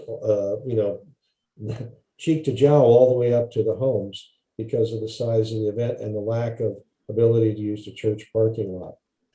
So these are more questions and issues I'd like looked at for the next meeting, because a lot of us, I think, are sort of on the same page regarding the 2 or 3 of the issues, which are basically parking and noise that we are concerned with and would like to have a reasonable accommodation constructed for both the neighborhood and the applicant. So unless someone would like to add to the discussion, what I'd like is one of the commissioners to move to continue the hearing to a date to be determined in the future. Through the chair, if we can actually, excuse me, if we can actually have a date certain, then we do not have to renotice it. So we have a choice of, I'm going to say probably May 18th or June 1st. And I think between the applicant to if May 18th sufficient time for them to respond to the questions from the commission, particularly the LOI on the shared parking agreement. I see the head moving, bobbing up and down. May 18th work for you, gentlemen? Yeah, May 18th is fine, but we do have a understanding memorandum of understanding with parking already. Okay, well that makes it a lot easier, doesn't it? No, it does. Just wanted to appreciate again. You guys commented on Ryan and staff. They've been very helpful in helping us mitigate a lot of these issues that have been brought up too, and we want to thank him for his support and guidance to meet with that. But I just wanted to address a couple of my thoughts, if you may allow me to do that real quick. Some of the concerns, yeah, thank you. Some of the concerns that you have brought up about and the possible potential things that we would need to do further. I believe that the acoustic challenges that we are talking about will be mitigated quite a bit with the constructions, quality of construction that will be done versus what has been or in existence right now. I know I heard a lot of noise concerns over there, and I understand that there is a concern, and we have addressed and we will continue to address that throughout the process, either by managing it properly and even having our patron or the guest who's signing up the agreement for them to understand what they expected of them. But if you look at the noise over 9 complaint over the 5 years, is very,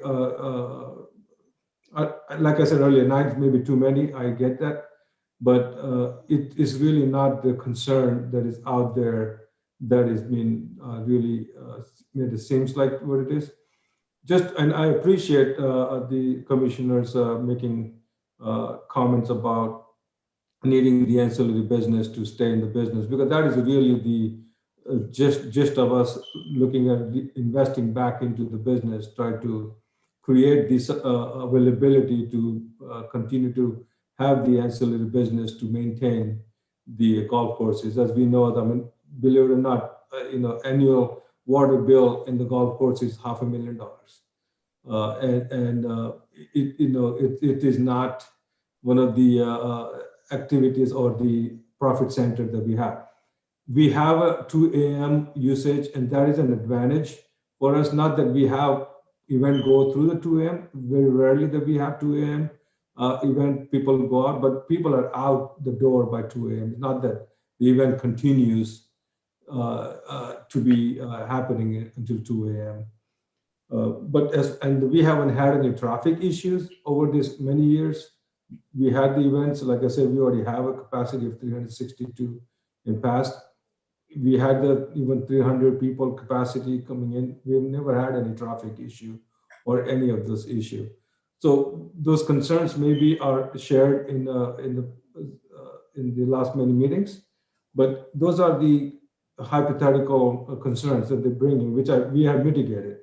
We want to be a good neighborhood, and we have been done everything we can to be in a good neighborhood by providing the amenities that need to be. I just wanted to say this business of expansion is important for us to stay in the business also to continue operation of both the side of it, golf and the restaurant business. And the investment that we're going to make it even better facility is testimony to bring it updated and current environment and provide the services and the comfort that we need. So just wanted to just bring that up. It's a plea basically more than anything else. All right. Well, thank you for your comment. Can I add two things? Yeah. Can I add two briefly? Things? Really brief. Part of the design process and the construction document development as an architect, we will be engaging with consultants, such as an acoustic consultant, to review our design and come up with a report that we will submit with the design for the building department to review. So there will be standards developed by a professional consultant to direct us and how to mitigate some of this stuff and meet the current ordinance. In regards to the number of parking spaces in terms of its capacity, we've met all the criteria for parking, whether it's via the building code or by the parking analysis professional. So I think we've addressed the parking issue to its fullest, and then we address the noise conditions, and we are on a regular basis with code enforcement to review possible solutions to help mitigate noise during the day and in the evening. So I think the suggestion to allow us to operate gives us an opportunity to accommodate staggered times for events, which in turn helps us with parking and helps us with noise, and then evaluate us on a regular basis. The proof is in the pudding, and we would like that opportunity to prove ourselves as we have been, to be a good neighbor and to work with our adjacent property owners. In regards to the church, we're working very closely with them. We have a tentative agreement, a small outline. We could put more detail to it, and it could be presented at the next meeting. Okay. But in terms of using the church parking, really, it's only during the day, at times before 4 p.m. or 4 a.m. So if we have an event that large, more power to us. We would enjoy the revenue stream. So, it's on a very rare occasion that we'll end up using that parking, and it'll be in such a way that we're going to negotiate or inform wrap them of up? the event. Could you wrap Thank you. up? Okay, thank you. All right. So could we have a motion to continue the hearing to May 18th? So moved. And then I'll second it. Thank you. Okay, motion's been made and seconded to continue the hearing on the Bridges Golf Club application to May 18th. We have a roll call, please. All right, sure, no problem. We had mover Commissioner Marks. Aye. Seconder was Commissioner Frank. Yes. Commissioner Alpert.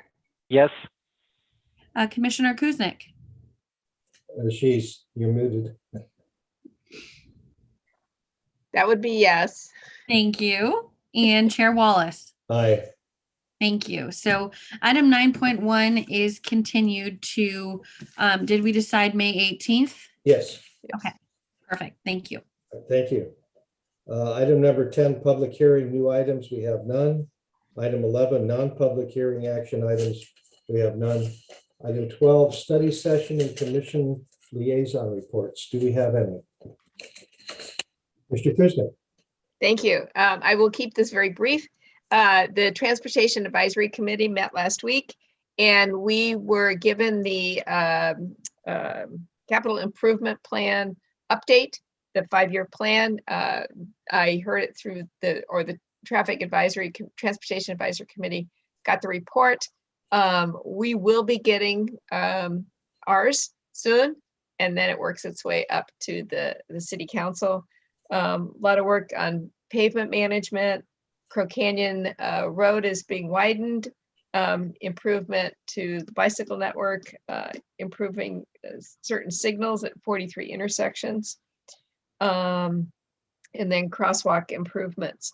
And then finally, they had traffic calming in Bent Creek, in which they discovered that despite the complaints that people were speeding when they actually put the radar trailer out there, it's like, everybody follows the speed limit. So, but they did pursue it, and it was just that it was kind of a shortcut over to Doherty Road, but not quite as dire as some of the neighbors think. So that is the report about capital improvement. Again, the Planning Commission will get its own version coming soon. So that was the report from Planning Commission or Transportation Advisory. Thank you. Any other, Commissioner Marks? Yes. I attended the April 14th Parks and Community Services Commission meeting, and they too talked about capital improvement program projects. They said they had $2.3 million next year for CIPs, and over the next 5 years, 9.7 million. Their priorities were, number one, safety, regulatory, meeting regulatory requirements, and meeting the master plan that they have. Priority 2 had to do with repairs in parks, functionality in the parks, and sustainability. And priority 3 had to do with planned replacement of facilities and aesthetics. The second major area that they talked about was the action plan that they have for 2021, which included completing the walking district in the city and reviewing the Boone House and gardens and developing a plan to renovate it over the next few years. They don't have the funds for that yet, but they want to develop a plan for that. And the third thing had to do with the online charrette that was held for the walking district. And some of us participated in it. They said there were a lot of people. And they said that they would be coordinating the results of that with the BR6 design and the City Walk design. And there would be more public workshops in May or June. That concludes my report. Thank you. Commissioner Alpert or Commissioner Frank, do either one of your reports? They're shaking your heads left or right. No, okay. I have actually a report and on two. Thursday, we have the Housing Advisory Committee meeting I'm attending, and it is going to review the plans for what formerly was called BR6 and now has this spiffy new title of City Village. And I'm kind of interested to see what Housing Advisory Committee has to say about affordable housing in that particular development. I did attend a meeting last week in the Open Space Committee, and trying to make this shorter than it probably should be, Open Space has shown an increasing interest in our land use planning towards parks. And the subject of the meeting last week in large part was whether some of our open space should be counted towards park as the metric is in our general plan. Our general plan has a goal of 6.5 acres of park per 1,000 residents. And the Open Space Committee on occasion has evinced concern that the development of the city will not allow that type of metric to be met.